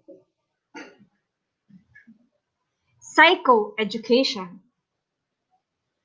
Kapag sinabi po nating psychoeducation, ito yung pagbibigay ng kaalaman tungkol sa depression. Mahalaga pong malaman ng taong nakakaranas na ito na hindi siya nag-iisa. No? Ito po yung tungkol sa mga data natin, and that it is sometimes normal, no? Yung it is okay not to be okay. Wag lang nga siya maging 14 days, no? Although kapag ito na siya, sinasabi po natin, kakayanin siya ng pag naunawaan natin yung mga bagay na nagpapadepress sa kanya, doon po pumapasok yung psychoeducation, no? Okay? Sa depression. Pwede din po nating i-apply ang mga stress reducing or stress management techniques, ano po? At yung pag-strengthen ng kanyang support. Maaring kailangan lang niya ng taong makikinig sa kanya. Isa ka ba sa mga taong handang makinig sa isang nade-depress or sa isang taong may depression? Okay? That's the second. Third, sa middle finger natin, we promote daily activities. What do we mean by this? Ito po ay yung we encourage the person to move forward, do the daily activities, no, yung routine niya. Kahit paunti-unti, kahit hindi kagaya ng dati. Anong oras? Nagigising? Pag-aalmusal? Mga konting exercise, no? Yung dati niyang ginagawang pag-function, and even yung mga hilig niya, hobby niya, kung gardening man yan, no? Marami na po ang plantito at plantita. Okay? Kung pagluluto man yan, marami na din ang mga natutong mag-bake ngayon. Ang dami ng online seller ng mga products nila, no? So, that is part of promoting daily activities. Let's just review. The psychoeducation, the stress reducing, and the strengthening of support system, kasama dito po ang family, no? And promotion of or promoting daily activities. Yun yung pangatlo. Pang-apat po, sa mga na-train ng MHPSS, yung brief psychological treatment or tinatawag nating brief intervention. Ito din po ay isang skill na tinuturo natin ngayon. How do we do brief intervention? No? kapag sinabing brief intervention, yun po yung agaran na parang pakikinig sa kanya at tinutulungan po natin siya na talagang makita ang kabuuan ng kanyang sitwasyon. Marami po sa ating mga nakakaranas nito, ang nakikita lang ay ang kung anong nasa harapan nila, no? So in brief intervention, which could be also, ito po pwede maituro din po sa inyo, kasama po dito yung mga cognitive behavioral therapy, no? Yun po yung inaalam natin, noon bang time na nag-start ang depression, ano ba ang sitwasyon niya noon? Ano ba ang nag-trigger? Doon ba sa mga previous situation niya, sa mga nakaraan, naranasan na ba niya ito? Ano ba yung mga ginawa niya dati na hindi niya nagawa ngayon at mas nagiging malala ang mga simptomas? Okay? And then finally, of course, yun yung pharmacology. Important po na malaman po natin na kapag meron kang sakit, hindi agad-agad nagagamot. Kagaya natin kasi sa mga Pilipino, masakit ang ulo, yung iba, paracetamol agad. Okay? So, sa mental health po, ito po yung dulo pa lamang ang paggagamot po natin. So, we first do psychoeducation, ano ba ang depression, we reduce the stress, we teach stress management, at we encourage yung pong support system niya, yung kanyang pamilya, no, about it. And then we promote na encourage siya to go on the daily activities niya. And then we can link, no, sa mga trained din sa motivational interviewing or brief intervention, no, for brief psychological treatment for depression. Okay? Ito pong brief psychological treatment for depression, nagagawa din po namin to via telecounsel. We have our hotlines, no? Yun po yung ginagawa namin through over phone, no? Yung iba nagre-request ng video call din, okay? Kung saan man sila komportable. But the bottom line is people need someone to listen to them. Ang tanong, isa ka ba sa mga handang makinig? Salamat po sa tugon ninyo. Salamat po sa mga nag-oo.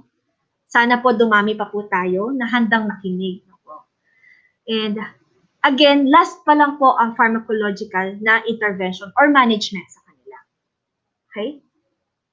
Among which, dahil po tayo sa workplace, no, isa din po ito sa mga ginagawa po natin. We can apply this on our workplace. Next slide, please. So we have from World Health Organization, isa pong toolkit, no? Ang tawag po dito is Group Interpersonal Therapy, IPT. Okay? I was able to use this as well sa mga individual therapies ko na sa aking mga pasyente. Okay? Which is, ito po ay nakakatulong din talaga. So, sa group interpersonal therapy, kung grupo man yan, pwede po yan ng 3 hanggang 5 katao, no? Meron siyang pinag-uusapan dito about mga problem area natin. Kagaya nga ng kung ikaw ay grieving or namatayan, no? Mga interpersonal disputes or yung mga sa relasyon, may problema sa relasyon, no? Yan po kasi yung mga top problem areas na pinagbumulan ng depression, no? Mga role transitions, such as from being single to being married, to being a mother or a father, no? And then finally, grandparent. No? Maliban doon po, maaring ikaw dati ay baby sa bahay. Ngayon, ikaw na ang breadwinner. Okay? Maaring ikaw ay na-promote sa iyong work. You become a supervisor, perhaps. Okay? Or a principal. So, there's also what we call interpersonal deficits sa sarili. Okay? Yun po yung mga tinitignan na problem areas dun sa ating toolkit about depression. Next slide, please. Through this toolkit, we understand or we believe that when we are able to understand yung link, yung connections ng mga interpersonal events and stress natin, no?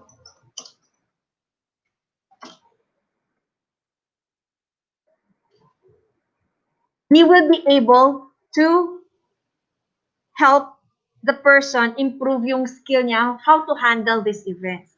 At ibig sabihin, maaring siya ay maging prepared if ever man na maka-encounter siya ulit nito. Hence, maganda ang recovery niya. Okay?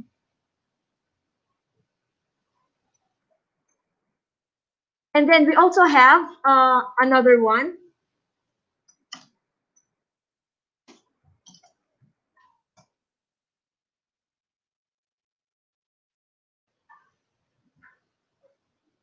The multi-component behavioral treatment.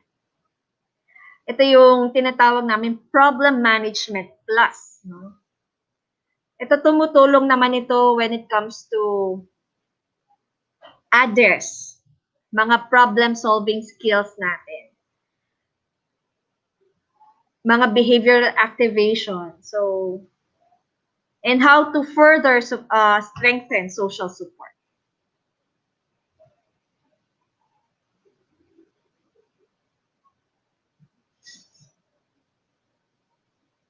Okay. So, when a person is experiencing depression,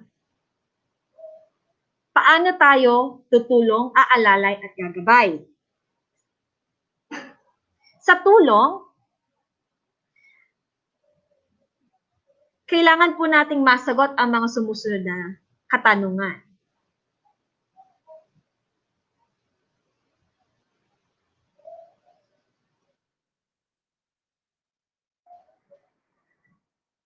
So, is the person depressed or suicidal?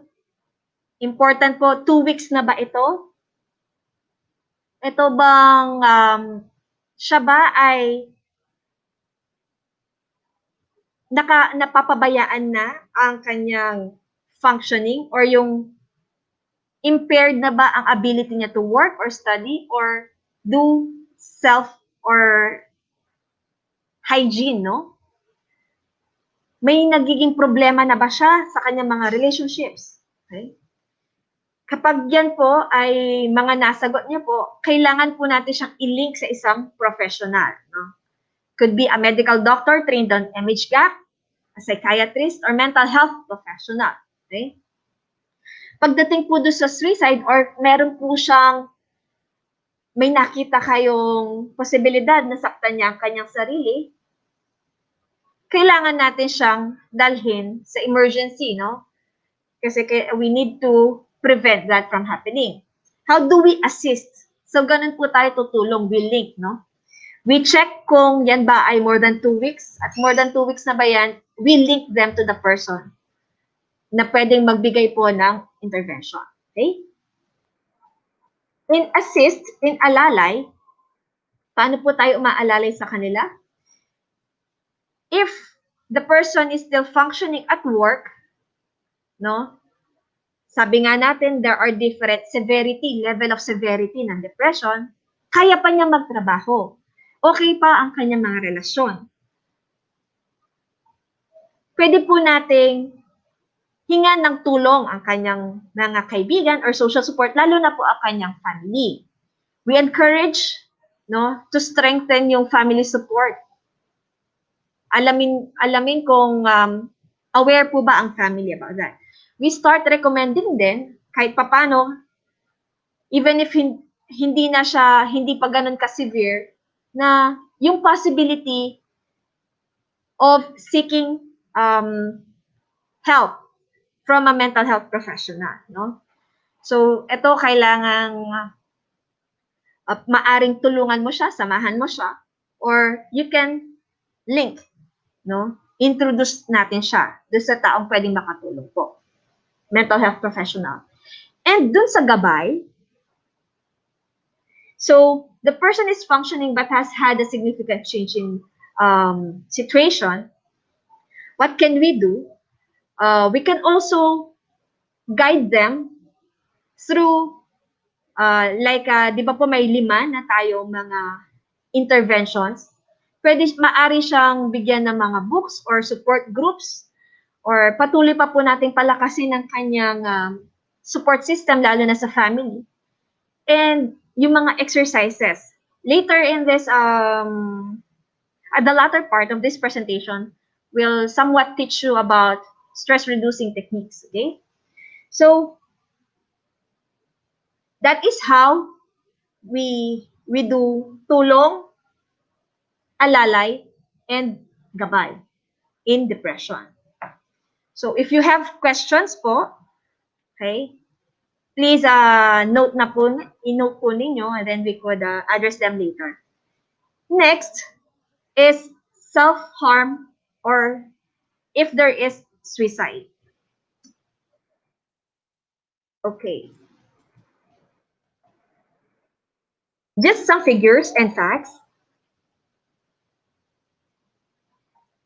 Suicide is the second leading cause of death among 15 to 29 years old. So, it is actually close to 800,000 of people who die by suicide every year. One death every 40 seconds. So, ilang oras na po tayo divided by 40 seconds. Ang dami na. Ulit namatay.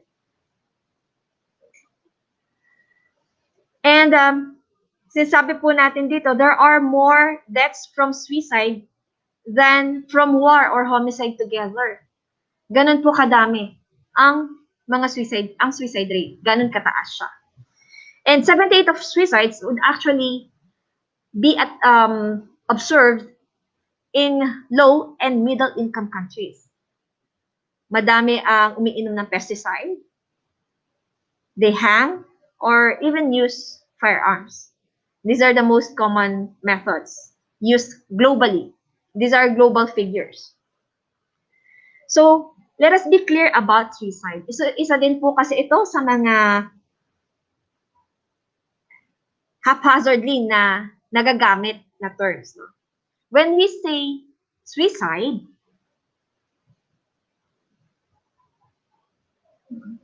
it is the act of deliberately killing oneself. So, kapag hindi siya namatay or hindi pinatay ang sarili, hindi po yun suicide, no? Suicidal intent, on the other hand, it means intent. You have an intention of killing oneself or yourself, or to end your life, to die, no? You have an intent. So, suicidal thoughts, comparing it to intent or ideation, yung isa, intent lang or parang motibo, no, na kitilin ang sarili, ang sariling buhay. But on the ideation, yung thoughts, no, thoughts pa lang. Okay? They can be vague and non-persistent. Kapag sinabi mong may intent na siya, di ba, pag may motibo ka, nagiging mas maliwanag ang maaring magkaroon ka na din ng suicide plan. Okay? So, kapag parang thoughts lang, mga hindi pa siya ganun ka-decided. Okay? To kill oneself or to kill yung sarili niya. Suicide plan means meron na siyang concrete plan. Paano niya gagawin yun? Okay? May natanong na po ako dito na titingnan ko kung may intent na ba siya or thoughts lang ba talaga yun. Okay? So, ang nabanggit niya ay gusto talaga niyang patayin ang kanyang sarili, and the person was able to say, I have prepared my funeral needs, yung budget ko, sabi niya, I do have the logistics needed kasi gusto po niya mag-overdose. So, meron na daw po siyang gamot. So, may plan, may intent. Pero sabihin ba nating suicide na yun? Hindi pa. Kasi hindi pa po niya na-commit, no? So, comparing it to suicide attempt and self-harm, ayan. Ito po kailangan din nating ma-differentiate dahil ang self-harm, wala siyang suicidal intent or wala siyang kagustuhan talagang kitilin ng kanyang buhay. Halimbawa lang po dito, yung sa mga estudyante din po natin, yung hesitation cuts. So, ang tawag po natin doon, self-harm, no? Ang suicide attempt naman po, yun yung term natin kapag talagang may intention naman siya, kaso hindi naging successful. So, kapag naging successful siya, ang tawag, suicide. Kapag hindi naging successful, suicide attempt. Kapag gusto lang niyang saktan ng kanyang sarili, pero hindi naman niya gustong patayin ang sarili niya, self-harm lang po yun. Okay? However, kahit na self-harm yan or suicide attempt, let me emphasize on this, both are to be taken very seriously. Okay? Because they are important risk factors for completed suicide in the future. Okay? So, again, be it self-harm or suicide attempt, it should be taken seriously, very seriously. So, the risk factors. Kapag sa individual, meron siyang previous attempts, yan ay gumagamit or umiinom ng alcohol, meron siyang financial loss, chronic pain. So, sa mga example natin dyan, yung mga cancer patients natin or even those with chronic diseases, no? The family history, if meron siya, if merong acute emotional distress, if sa kanyang society, merong stigma about mental health, no? Hindi siya maintindihan. Halimbawang sa media din, may nakita siyang mga copycat suicides. I don't know if you were able to encounter this, but there are a lot of students that are challenging fellow students. Can you do this? No?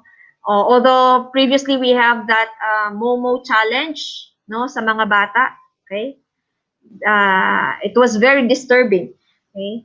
So, there's also the stigma, kagaya ng sinasabi natin, whatever mental health issue, kapag nagsik ka ng behavior, may stigma kasi, kaya hindi sila matulungan at hindi sila makakuha ng tulong. Okay? And ito po yung isa sa mga madalas hindi talaga tinuturo sa atin. Paano ka ba? How do you approach a person na sa tingin mo ay may suicidal thoughts or even actually nag-attempt na, no? How do you approach them? What can we ask them? Okay? So how do we ask about self-harm or suicide? So when asking a person about self-harm or suicide, there should be appropriate transition.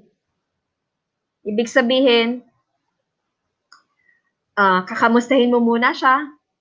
Hindi yung iba po kasi right there and then hindi nila matanong ng maayos, no? Confrontational yung iba, okay? How is appropriate transition done? Example po dito is kakamustahin, kamusta ba ang iyong sitwasyon ngayon? Okay. Kung nabanggit na niya dati na plano niyang kitilin ng kanyang sariling buhay, pwede po ninyong itanong ulit sa kanya yon. Dati nabanggit mo sa akin ang plano mo na or halimbawang saktan ng kanyang sarili. Nasasaktan mo pa ba ang iyong sarili ngayon? Okay. So we can explore the negative feelings first. Ito po, lagi namin sinasabi, we use I can see, no? Hindi yung I understand. I can see, nakikita ko na ikaw ay nakararanas ng mahirap na panahon ngayon or mga problema. Sa sitwasyon mo, no? May mga ibang tao din na nakakaranas ng ganyan. Okay? So, other general questions about thoughts and plans. What are some aspects in your life na nasasabi mo hindi na worth living? Pansinin po ninyo, merong positive and negative dito. At meron din sinasabi natin, what are some of the aspects of your life or in your life that make it worth living? Actually, kapag po nagtatanong po tayo ng two-pronged na mga questions, yun po ay para na rin siyang brief intervention, no? Tinutulungan natin siya na makita niya dalawang side ng kanyang nararamdaman or nararanasan. Okay? So, tinatanong natin siya, have you ever wished to end your life? No? Or have you ever thought of harming yourself? Kapag how would you harm yourself, yun po yung we are exploring if meron ba siyang suicide plan. Okay? Dahil kapag may suicide plan na siya, mas urgent dapat po ang ating mga gagawin na next steps. Okay. So, for those people with suicide or self-harm na mga conditions, na mga situation natin, we help, ginagawa po natin ang pagtulong sa pamamagitan ng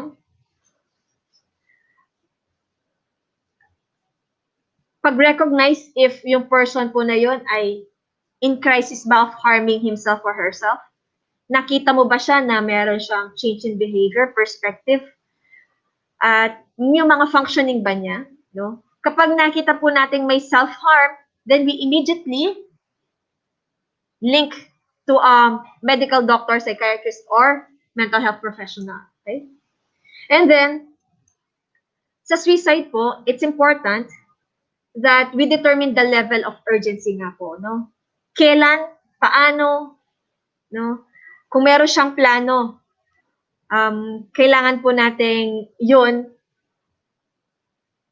malaman. Okay? So, emphasize lang po natin, if the person has plans na, not only intent, urgent na urgent po yan. Okay? Bakit? Dahil kapag yan ay ganun po ka-urgent, we say, kailan pa niya, we need to, we can start asking, kailan pa niya iyon naranasan, naramdaman. Okay?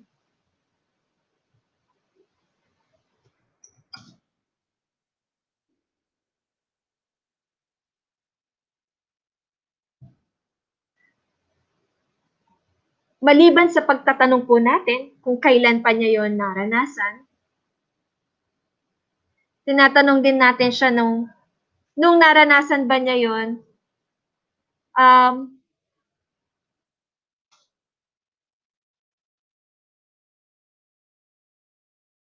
may nangyari ba sa kanya? Ano ba yung sitwasyon niya nung naranasan niya yon? Nung nag-umpisa siyang makaranas ng gano'n.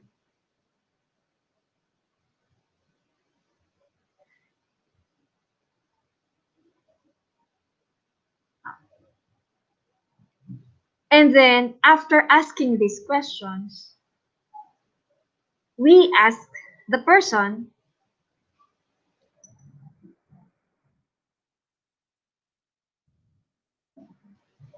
how can I best support you right now?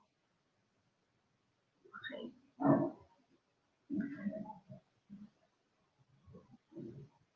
When we ask, how can I best support you right now? Hayaan niyo po siyang magsalita. Be comfortable dun sa silence po niya. Wait until that person answers or responds to your query. Just be there for that person.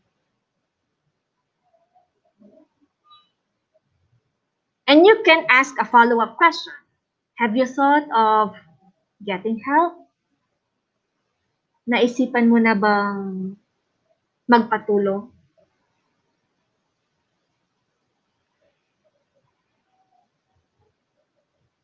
So in silence, nung ating mga tanong natin, ano yung mga helpful na statements? Okay. Ito yung mga these are the things that we can say sa kanya. Okay. Lesser words actually would suffice. No? Just be there, listen to them, really be there. Okay. You may say, you are not alone in this. I am here for you.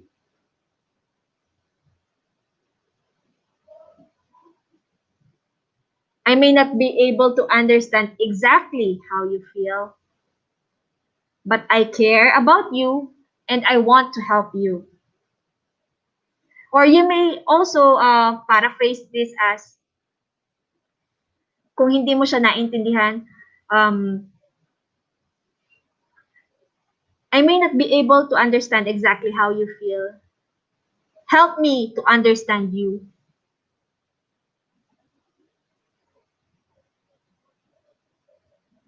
Okay?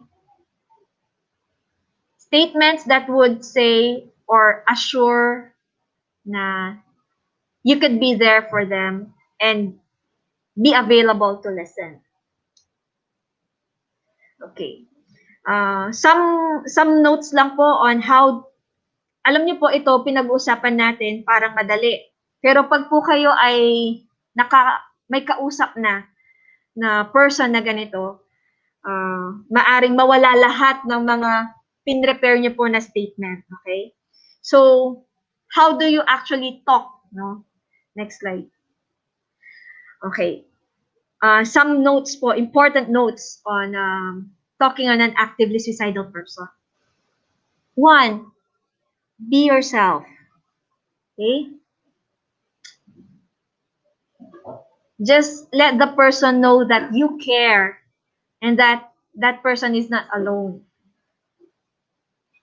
Sometimes just physically being there, or sometimes sa phone po, no? You call them or video call. Okay? Ito, ano siya, challenge po sa ating lahat, lalo na sa mga actively suicidal na person. Sometimes, you don't feel confident enough to talk to the person. Okay? But, you need to be a person that makukuhanan niya ng lakas. No? So, just listen. Be empathetic, no? Kung hindi po sympathetic. Okay? Baka dalawa na po kayo na mag-self-harm. Okay? So, be empathetic, non-judgmental, patient, calm, accepting. Okay? Offer hope. How do we offer hope? There is help. So, meron po tayong mga helplines. Take the person seriously. Baka may nagsabi sa'yo, I'm so depressed.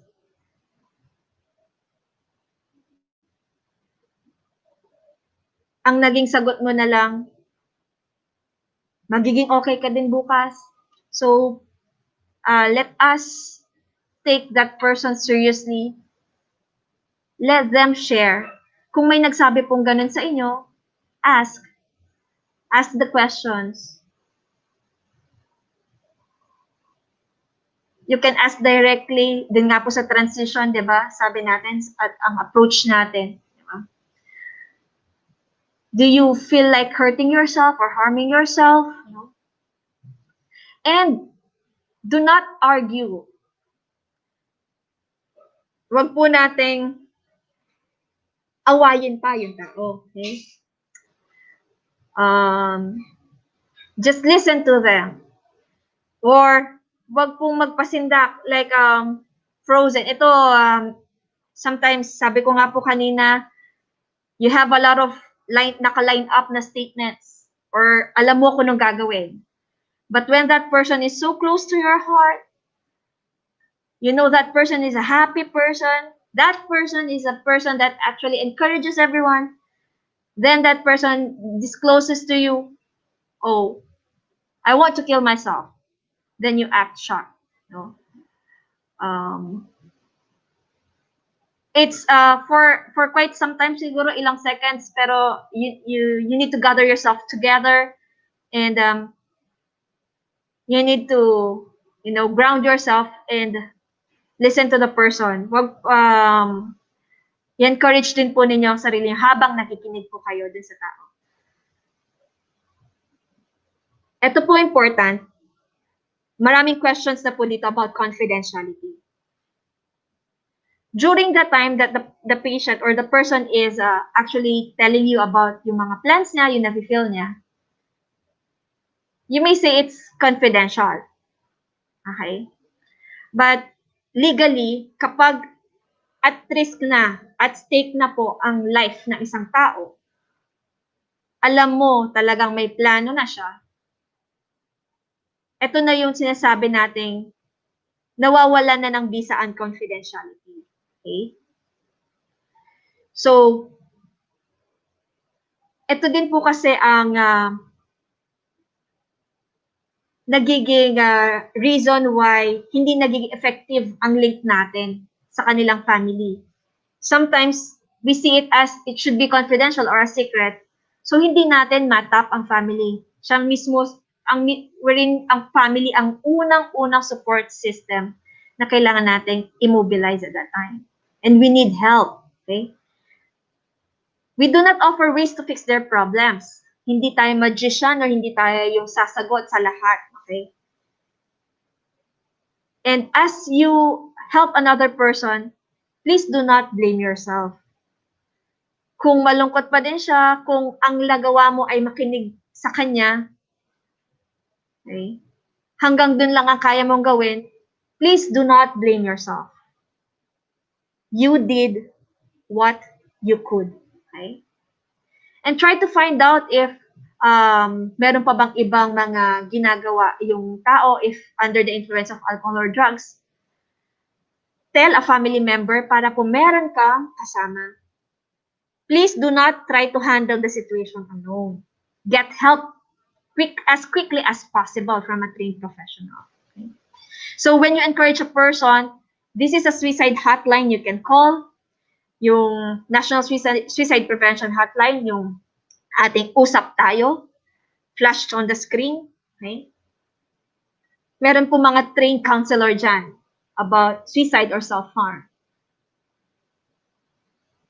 Okay. And lastly, never leave an actively suicidal person alone. Huwag po siyang iwang mag-isa. If personally kayo po ay hindi pwedeng andun, please contact someone who could be there for that person. It takes ilang minutes lang po para yan ay makumit na niya. No? So, we need to do that. Okay. So, sir, can you proceed dun sa, yan, na-mention na po kanina, how do we alalay or gabay a person with suicidal thoughts or doing self-harm, no? Next slide, please. So we go to the treatments and supports. For depression, we have medication, we have psychological treatments, no? We do need exercise. Okay. So if you have questions about that, before going dun po sa last part po natin ng lecture ko,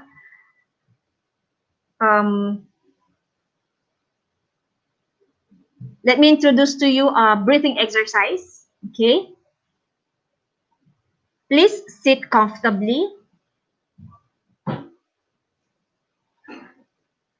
This is 4, 7, and 8 breathing exercise. When I say inhale, inhale through your nose. Na count of 4 seconds. And then hold your breath for 7 seconds. And exhale through your mouth thrusting your tongue at the back of your upper front teeth. Medyo mukhang nakakatawa lang po itsura nyo kapag nagbo-blow ng ganon. Pero, that is the 4-7-8 technique. Marami naman po sa atin nakamas, no? So, are you ready? Let's try this one. Are you seated comfortably?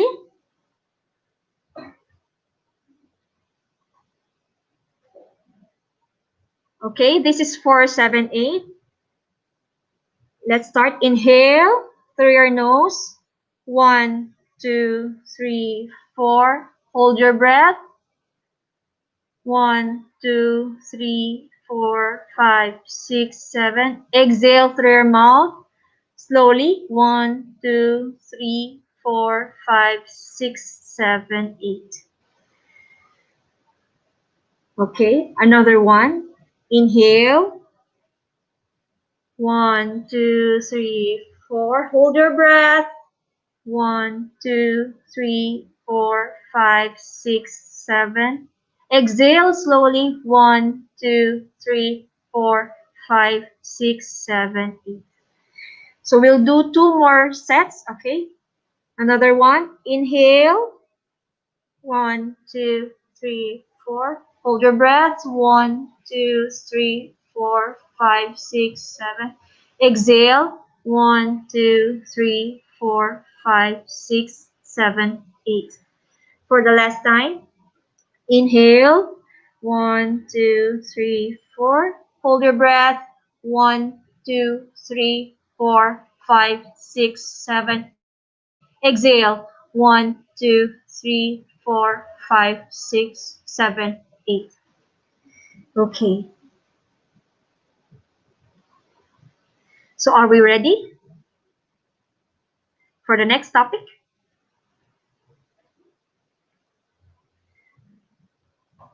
I think the next topic would be requiring you to get a pillow and a comforter. Kapag kasi ginagawa namin ito sa aming mga, lalo na sa aming mga employees, no? They feel so at ease, sometimes too relaxed na gusto na nilang matulog. Yeah. So, doing what matters in times of stress. So, we have been using this. This is from WHO, or the World Health Organization. This is actually an illustrated guide on which it talks about stress management techniques. No? It aims to equip people with skills to help cope with stresses. It could be done actually daily. It's a self-help techniques. So you can do it wherever, like in your workplace, even if you having difficulty falling asleep, or yung example, you have a difficult decision to face, so that hindi ka lang masyadong emotionally disturbed before deciding, no? You can do this. You can apply these techniques. So there are 5 techniques in this illustration. So let's start. I'll be giving you an overview, and hopefully this sa time ko mahingi ako ng extra time so that we could apply kahit isa man lang sa ating mga stress management techniques, okay? So just to run through, grounding, we have grounding. Grounding is actually used when you have emotional storms, no?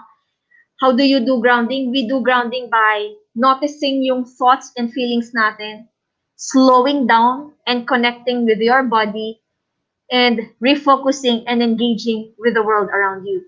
So I'll be teaching you grounding in a while. So let's proceed to the next strategy. It's unhooking. Unhooking is actually done kapag may mga pagkakataon na may ginagawa ka, pero may certain thoughts na biglang pumipigil sa ginagawa mo or nag-interfere.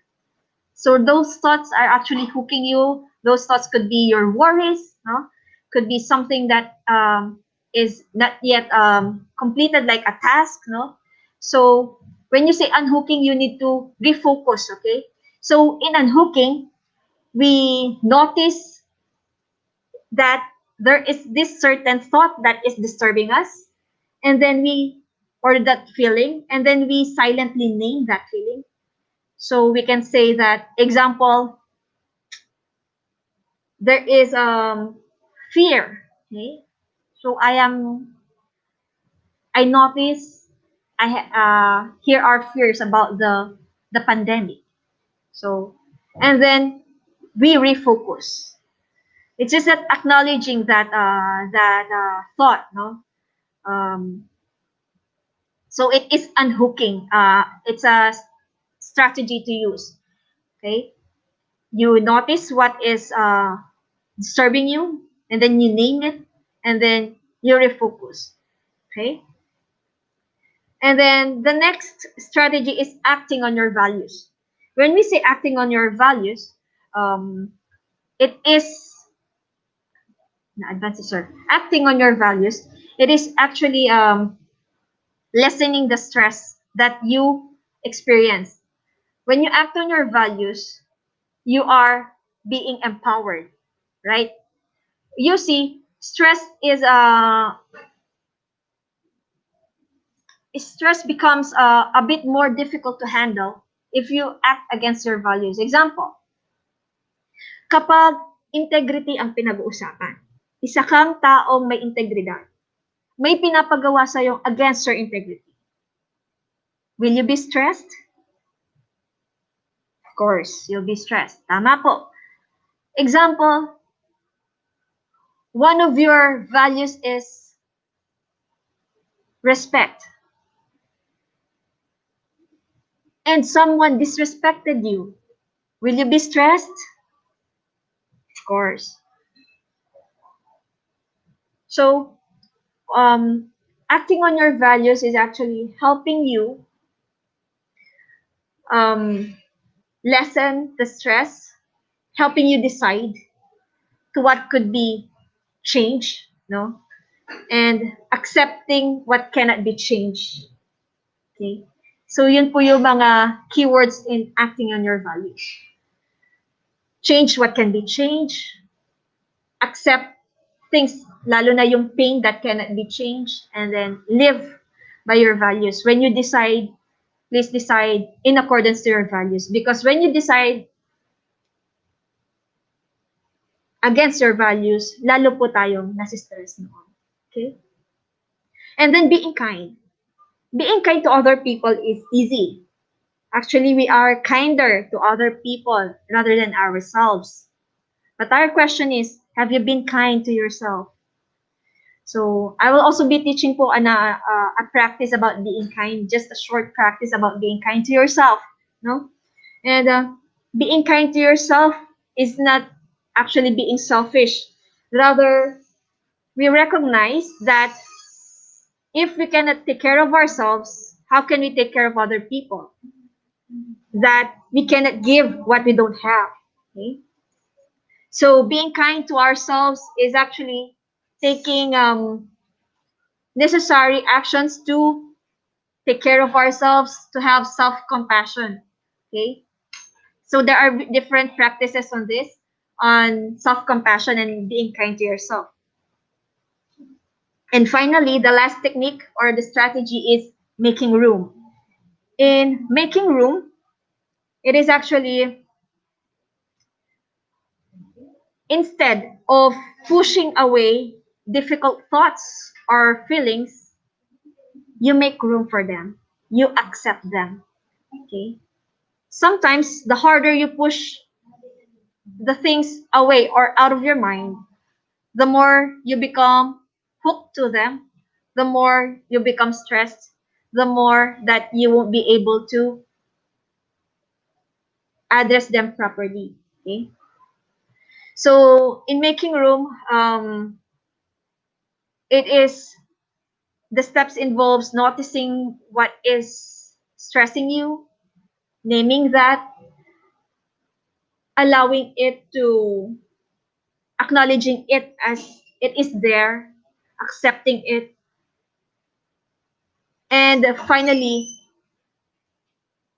saying to yourself that even if there is pain, the pain won't be able to hinder you on fulfilling your role or your function. So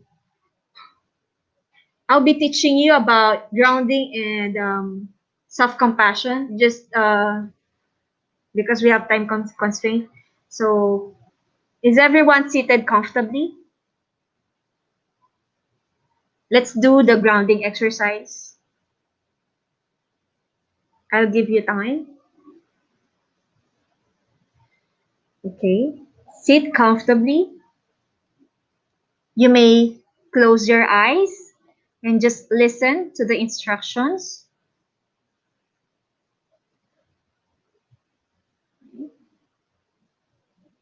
First, notice how you are feeling and what you are thinking right now.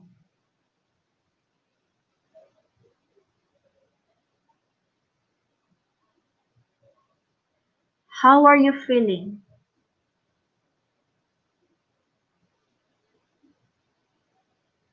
What are you thinking right now?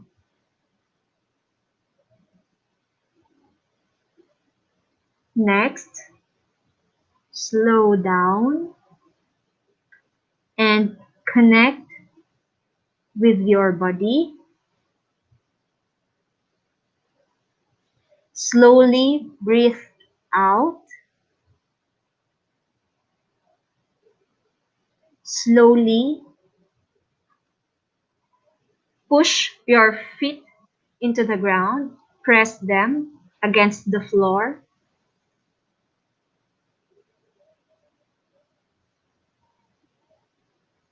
Now, let's do the breathing exercise, the 4-7-8.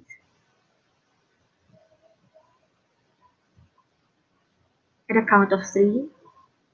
1, 2, 3. Inhale.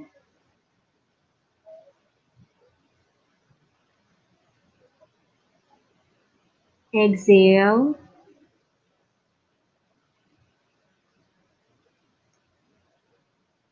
Inhale.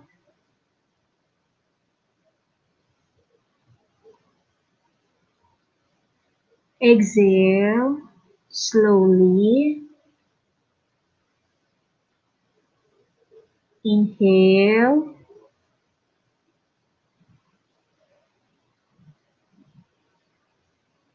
Exhale. Slowly. Inhale.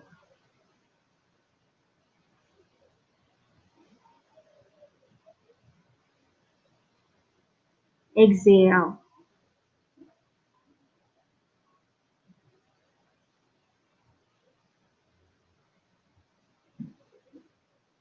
Now, you may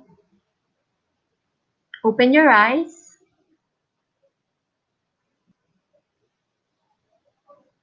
Name 5 things that you can see wherever you are.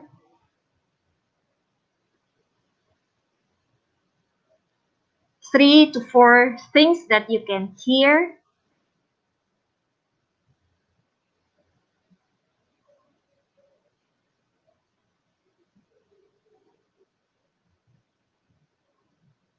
Name something that you can smell.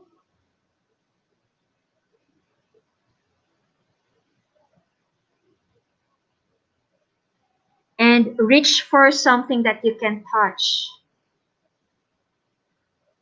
It can be the armrest of your chair. It can be the table, or it could be your mug beside your laptop. Notice your surrounding. Notice who is with you and what you are doing.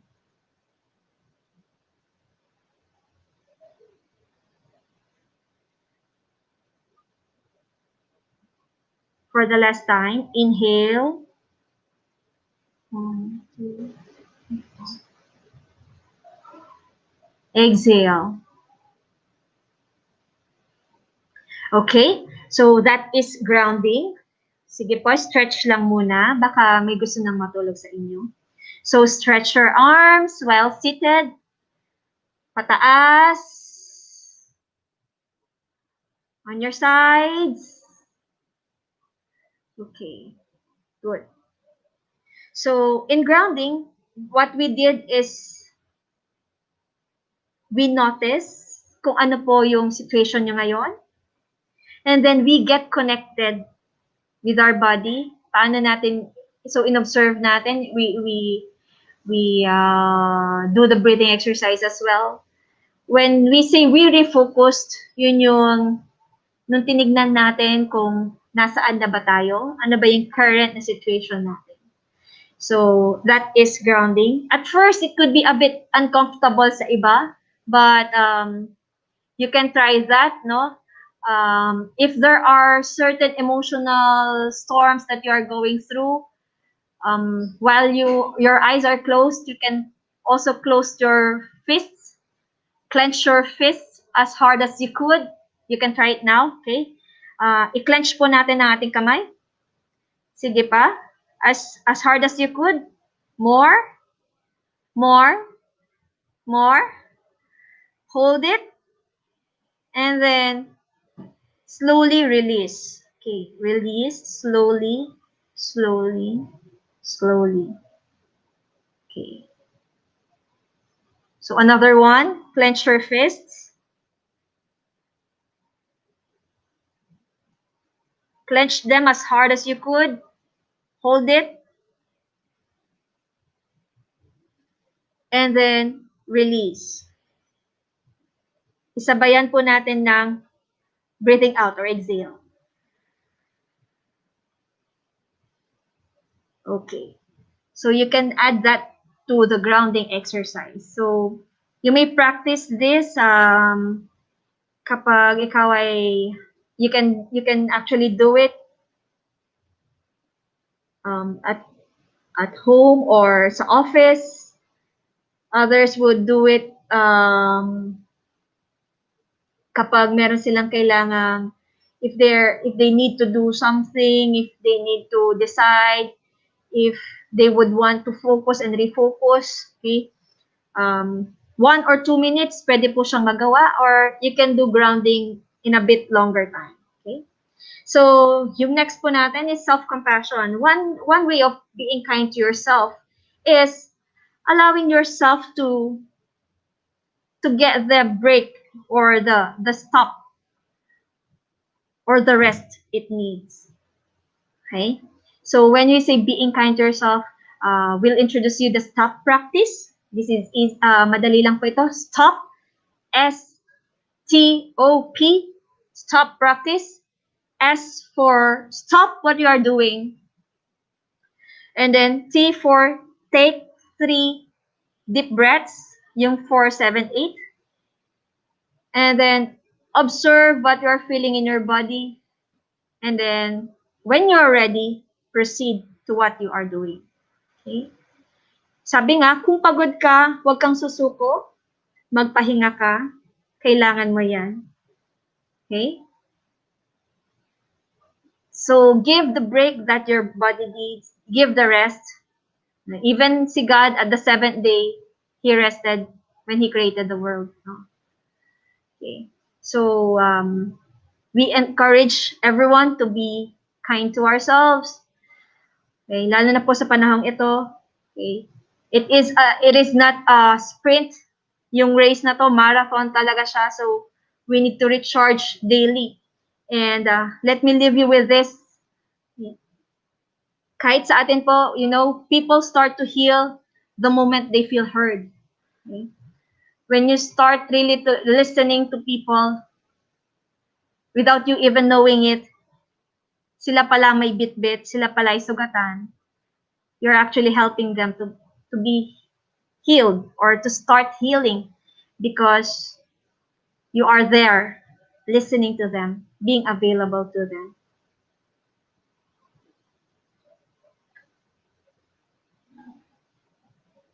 So thank you. For the hotlines, we have NCMH. And for our references, the following. Salamat po sa pakikinig. Salamat po sa actively participating. Hopefully, you could practice our stress management techniques. And we will be able to hopefully teach you also the others. No? But these are the references. You can check them out if you want to read more. Okay. And in behalf of our regional director, hoping to see and work with a healthier and safer DepEd Pampanga. We have the mental health program from Region 3. Pray that everyone and their families be healthy and safe during this COVID-19 pandemic. And just reach out to us if you need help, and we are more blessed to have shared with you our resources and even if we could help you in any way. Thank you so much. God bless po sa lahat. Salamat po sa actively na pakikinig at pag-participate po dito sa ating lecture. If you have questions, we can address your questions now. Thank you. Thank you. Big thanks po, no, Doc Cindy L. Canlas, for generously sharing with us. We were significantly educated with matters concerning our mental health. Doc, meron lang po tayong mga mangilan na mga tanong na na-capture. So, babasahin ko lang po. Ito po yung sabi po ni Sir Ma'am Leira Bahares, bakit po nasa edad na 15 to 29 ang malaking bilang ng nagsusuicide? Ayan. Thank you po, ma'am, for your question. No? Actually, globally na data po ito. Kung maalala po natin yung developmental psychology, no? Marami po from 15 to 29 ang transitions po natin. One, transition sa college, then to adulthood. Adulting nga, di ba? From being a baby, then kailangan mo ng, you need to stand on your own ideologies, your philosophy in life. You may start having your family. So, marami po yun. Transitions and then the stresses. And if ever we won't be able to really have that good coping mechanisms on stresses, then we would succumb to it. So, yun po na. Doc, there are still a lot of questions po that was been captured. Pero I think po, pwede naman po natin silang masagot backstage. If it's okay with you po, we will be posting them sa atin pong private chat. And then po, ika-capture po ng ating chat box moderator yung mga answers nyo po, Doc. Tapos, siya na po yung magpo-post sa comment box. Would that be fine with you po, Doc? Yeah, no problem. It would be fine. Thank you so much po.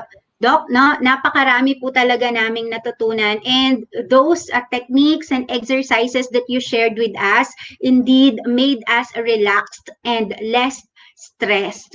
So also our gratitude po to DOH, CLC, HD, NCD, EOH, or the Department of Education, Central Luzon Center for Health Development, Non-Communicable Disease, Environmental and Occupational Health. So, through Doc Cindy L. Canlas, we were enlightened po, no? And we were encouraged. Now, ang sabi nga po nung isang comment, Doc, very informative.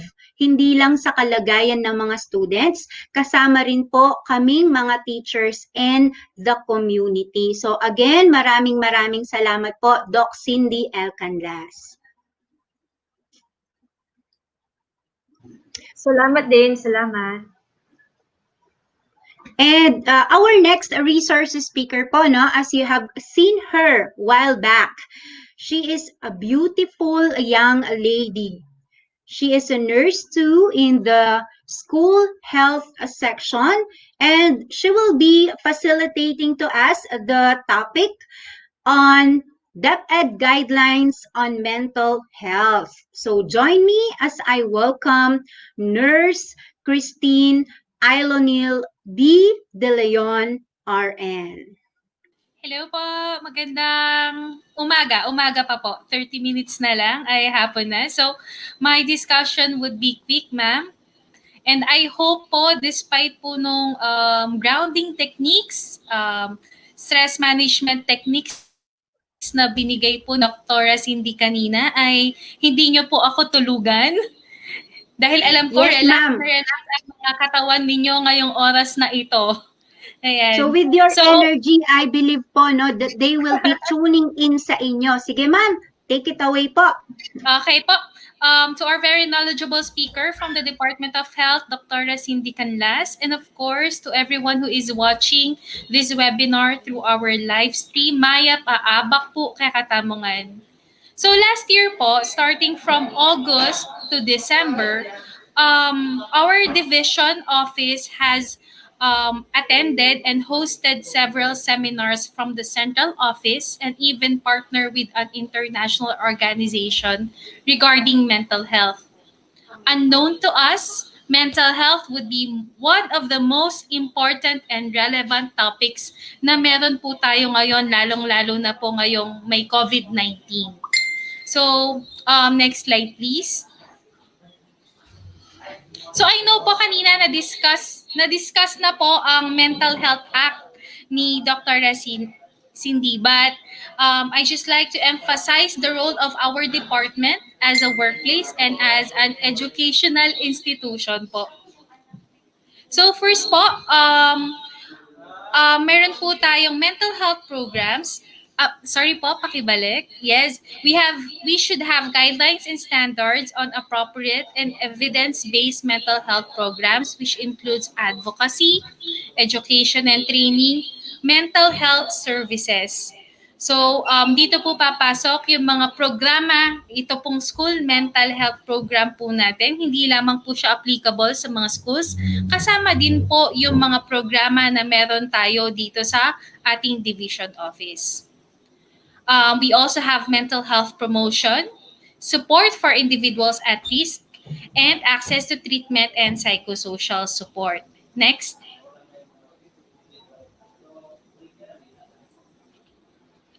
So, as an educational institution po, as an educational institution, we have always mental health programs. And then we will be also including curriculum integration, promotion of mental health and well-being, identification of risk groups, and linkages and referral system. In short po, kung isa-summarize natin lahat ng mga roles ng DepEd pagdating po sa mental health, we are advocating the promotion of mental health.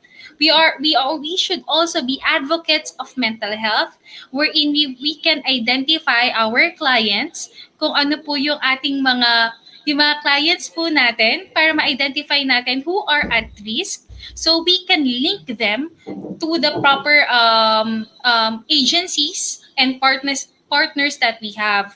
Hindi po tayo allowed mag-diagnose since even though nurses po kami and may medical officer po tayo, we have other professionals that would handle mental health illnesses better. So ang pinaka-advocacy po natin, again, promotion, advocacy, and linkages po tayo.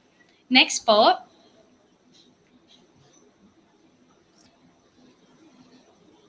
So, during this COVID-19, we have the DepEd Order 14S 2020. So, nandiyan po yung linking ng iba't ibang programa para po makatulong po sa atin ngayong sa pag-cope up po natin ngayong COVID-19. And one of them po is yung ating mental health resilience, physical and mental resilience. Next slide, please. Sabi ko po, mabilis lang po yung discussion ko. Hahapyawan ko lang po yung mga programs na dapat na meron po tayo ngayon bago mag-start yung school year para po handang-handa na po tayo pagka sa October 5. So, next slide please. Ayan. So, sabi po sa memo na ito, sa physical and mental resilience, the first 5 days that the learners are present in school shall be devoted to discussion, facilitation of modules related to mental health. Facilitated po, pakibalik po ang ating slide. Facilitated po ito ng mga advisors and designated teachers, but fear not po, hindi lamang po siya mabe-base doon sa ating hindi lamang po mabe-base siya sa module because we have different modes of learning nowadays, di ba? Meron tayong online, meron tayong via television, meron din po tayong modular na sinasabi. So sa online ay sa television po, nandyan po ang DepEd TV po sa IBC 18 and Solar Channel.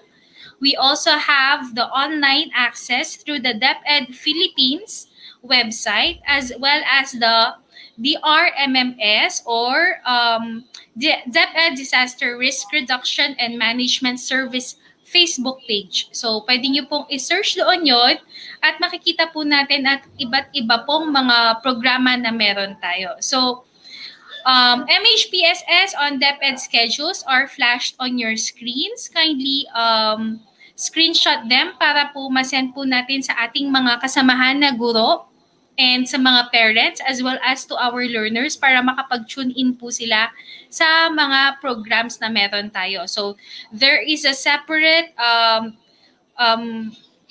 show po for our secondary, for our elementary, and for our students with learning disabilities. And we also target our parents. Next slide po.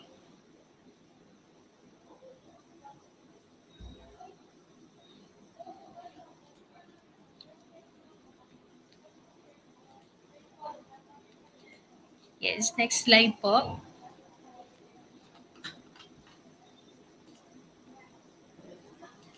Ganito po yata talaga pagka nasa new normal na tayo, no? So, we have to adjust and be quick para po makapag-cope up tayo dali-dali sa changes na ginawa po ng pandemic sa atin. So, for my next slide po are the schedules of online live streaming po sa DepEd Philippines. So, next slide po.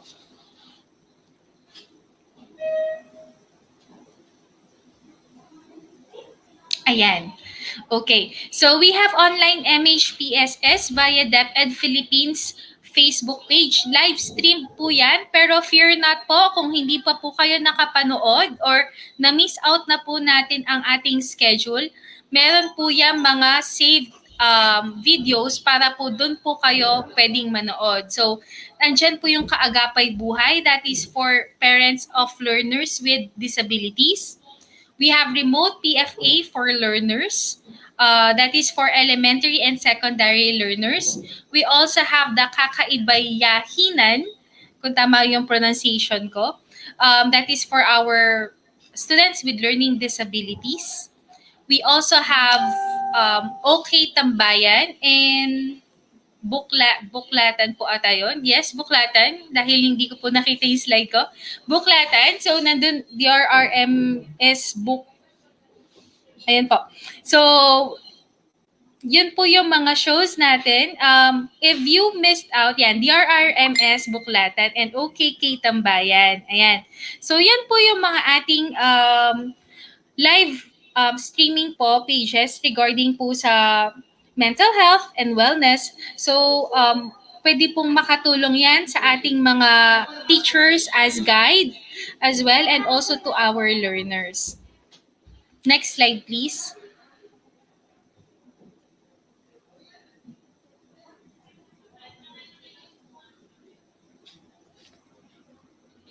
So, I hope that everybody is well kahit na malapit na po ang lunch.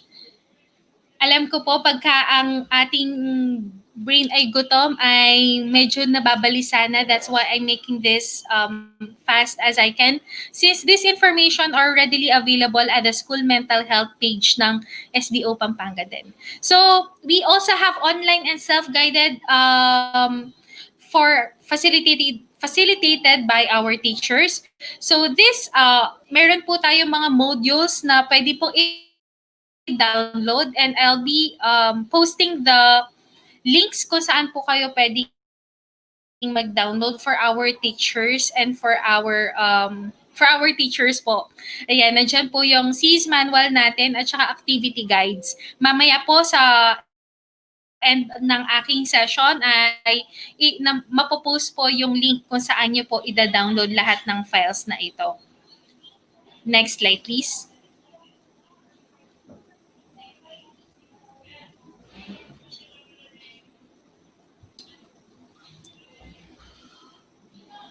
Then, hindi naman po kayo bibitawan basta-basta ni DepEd na i-discuss nyo ang mental health sa mga learners natin na wala tayong training.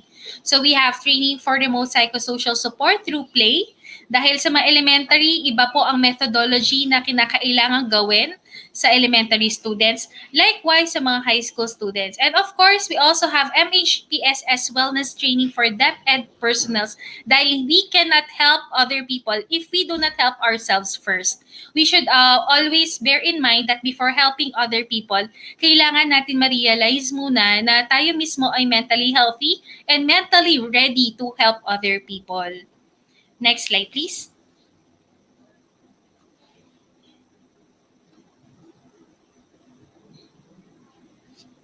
Ayan po.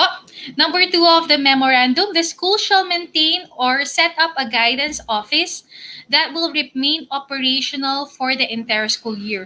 Ma'am, kaya lang po awa kami. Meron po kaming schedule lang. Yes, that would be okay po. We can use the different modalities that we have. We can have online consultation, online guidance and counseling. Pwede po tayong gumawa ng page natin where we provide counseling sessions, lalo na po kung registered guidance counselors po kayo at trained po kayo sa MHPSS. But if hindi pa po kayo na train ng MHPSS or psychological first aid, this is the time that you refer them to the School Division Office Pampanga online platform. So later po, mapopost din po yung link ng ating school mental health page para po doon nyo po i-refer yung mga clients natin, yung mga teachers natin, learners, and other family members of our learners who would need assistance, who would need someone to talk to. Ayun. So para kumbaga ang ginagawa po natin, since we become advocates for our learners, we become advocates for our teachers, we would direct them to the services that they need already. Ayun po. Next slide, please.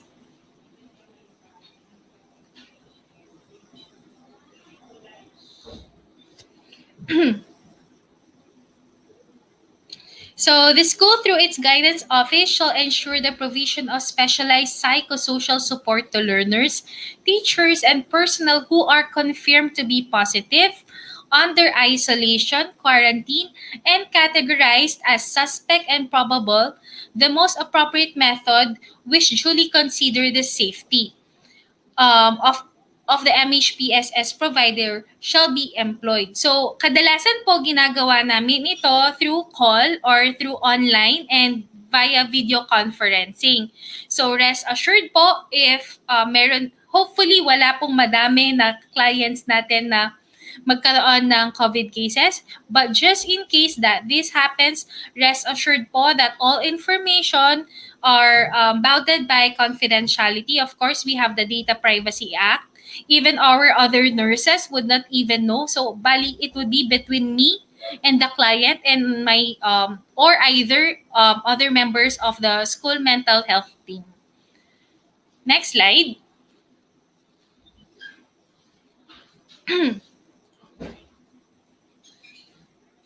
Okay. The school shall engage parents, guardians, or any care providers of learners on taking care of mental health and creating a positive environment.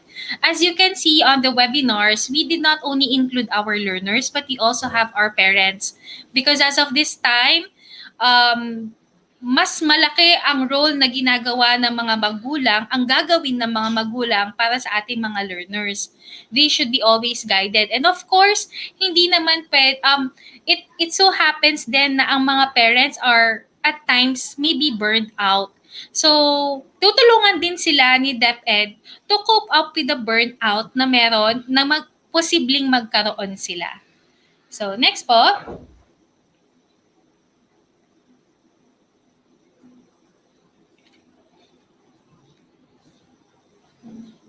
Okay, ayan. I have mentioned a while ago the Data Privacy Act. So the school should ensure strict adherence to the Republic Act 10173 or the Data Privacy Act of 2012 in the provision of mental health services and referral. So speaking of referral po, we have partner agencies like the Department of Health. We also have private groups, private clinics which provide psychotherapies and assessments such as the Argao Psychological Clinic na binibigyan po tayo ng discount if need arises na kailangan natin ng professional help na mas hindi na kaya i-handle ng ating mga trained psychological first aid providers and registered guidance counselors. We have partnered with Argao Psychological Clinic na magbibigay po ng discount sa atin. Papakita lang po natin ang ating mga DepEd IDs or the IDs of our learners as well. So, it is great that we were able to have linkages like this who would help our learners and our teachers. Next slide, please.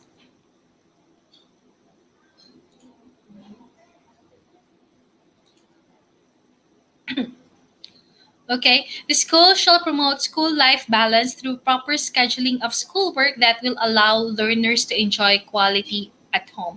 So, sabi nga po nila, hindi lang dapat na puro aral, hindi lang dapat po natin dinedevelop ang IQ ng mga bata. We also have other aspects of health.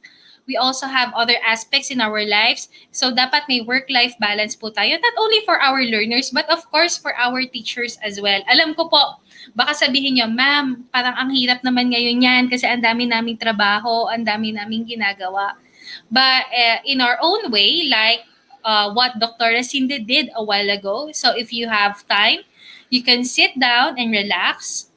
You can watch a movie or you can ano pa ba nakaka-relax? Paghahalaman, ayan yun yung mauso, pagbe-bake. So, we should always make time for ourselves. Hindi po tayo pwedeng magtrabaho at mag-aral lamang lagi. So, dapat work-life balance po tayo. Next slide po.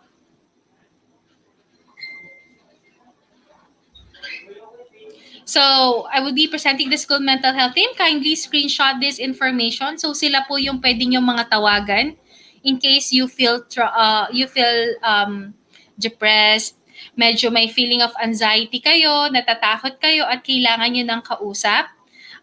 Ako po, Christine Eileen De Leon. Ayan po yung number ko. Nandyan din po ang mga partners ko, si Major Rose Santiago and Eleanor Castor. They are all registered nurses of the school health section, and rest assured again na lahat po ng mga sasabihin nyo, pag-uusapan nyo would stay between sa individual na tatawagan nyo sa amin. Ayan po. Next.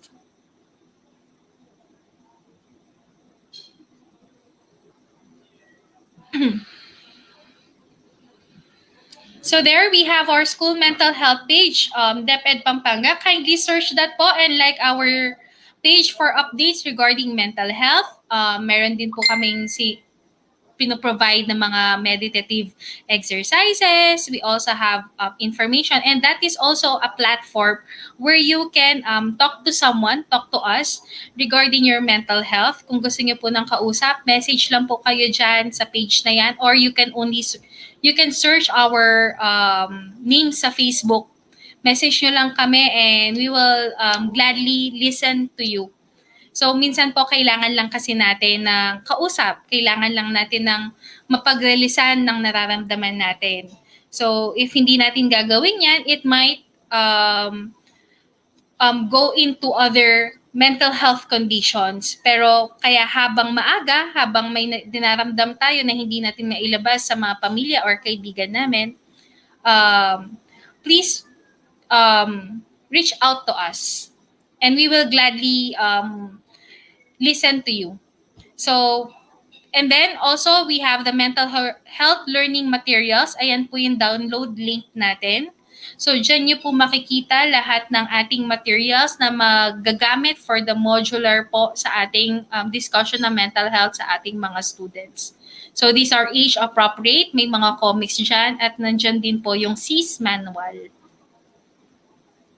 So I think that is my last slide. So before ko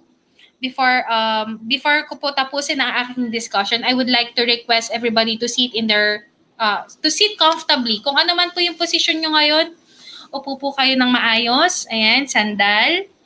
And close your eyes.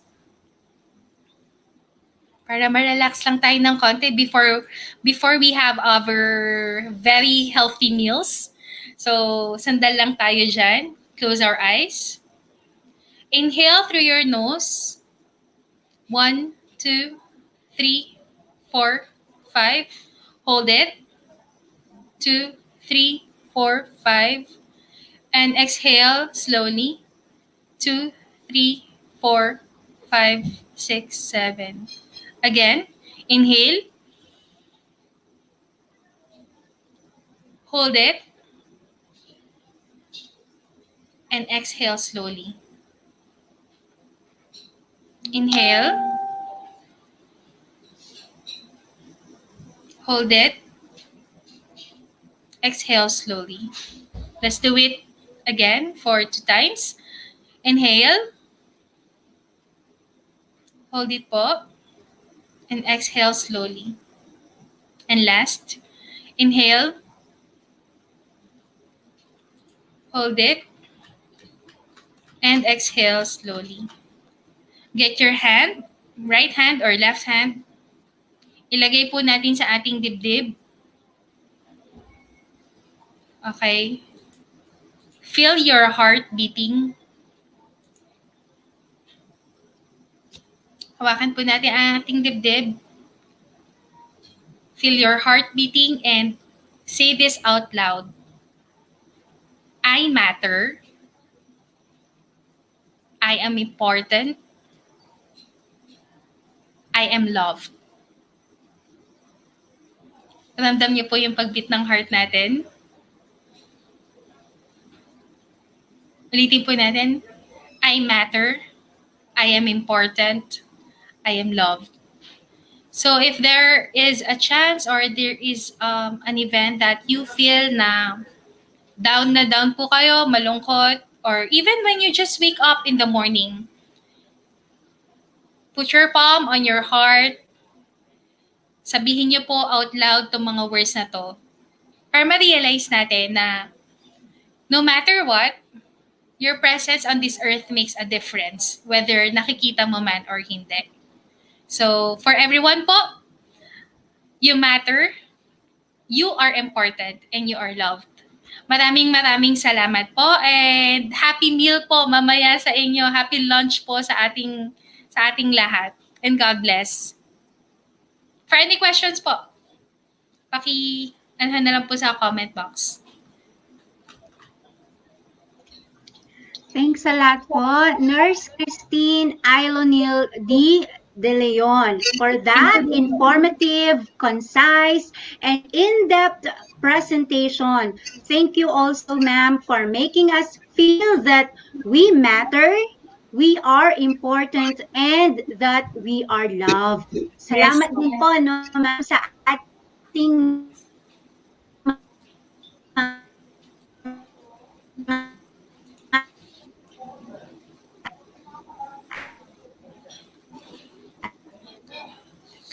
Nag-lag na.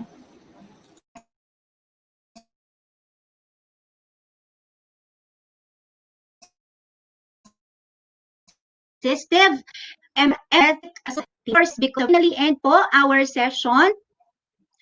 Flash po on our slide deck to our tech presenter. May we request po evaluation links. Ayan po, no? So, please be sure po that you have participated po to our end of program evaluation. For your comments and your feedbacks matters to us very much. So, as I have made mention po before, ano po, no? We measure our worth by the satisfaction of the participants that we serve. At syempre, kayo po yun. So your comments will be sent directly to our Kwatame in charge, Ma'am Marina Gamido, Ma'am Mary Mia Malonzo, and Ma'am Catherine Montemayor, under the leadership, of course, of Ma'am Michelle B. Mejia and Sir Robin B. Perez. So yan po, no? Paki-screenshot na lang po natin yung ating mga links for our end of program evaluation. So, on behalf of the DCT ICT core team, we would like to express our heartfelt gratitude for your presence. It is indeed a relaxing time with all of you, with all that we have received and all that has been shared to us for today. So, with that po, I would like to leave you with this. Have a sweet day. I am Ma'am Marian Santos Antonio, secondary school teacher 2 of Lubao National High School, the master of the ceremony for today's webinar. And now, signing off.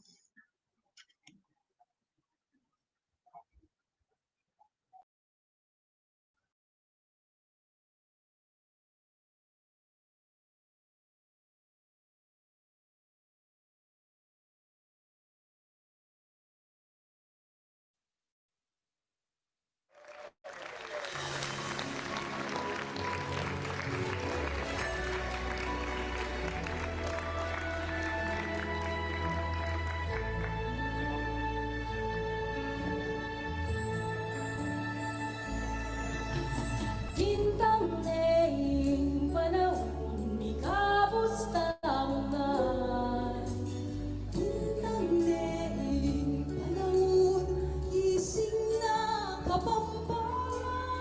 E naman natangis pa kamalan kong kapanan, nung nanumang kasakitan, lugod mo. At baka man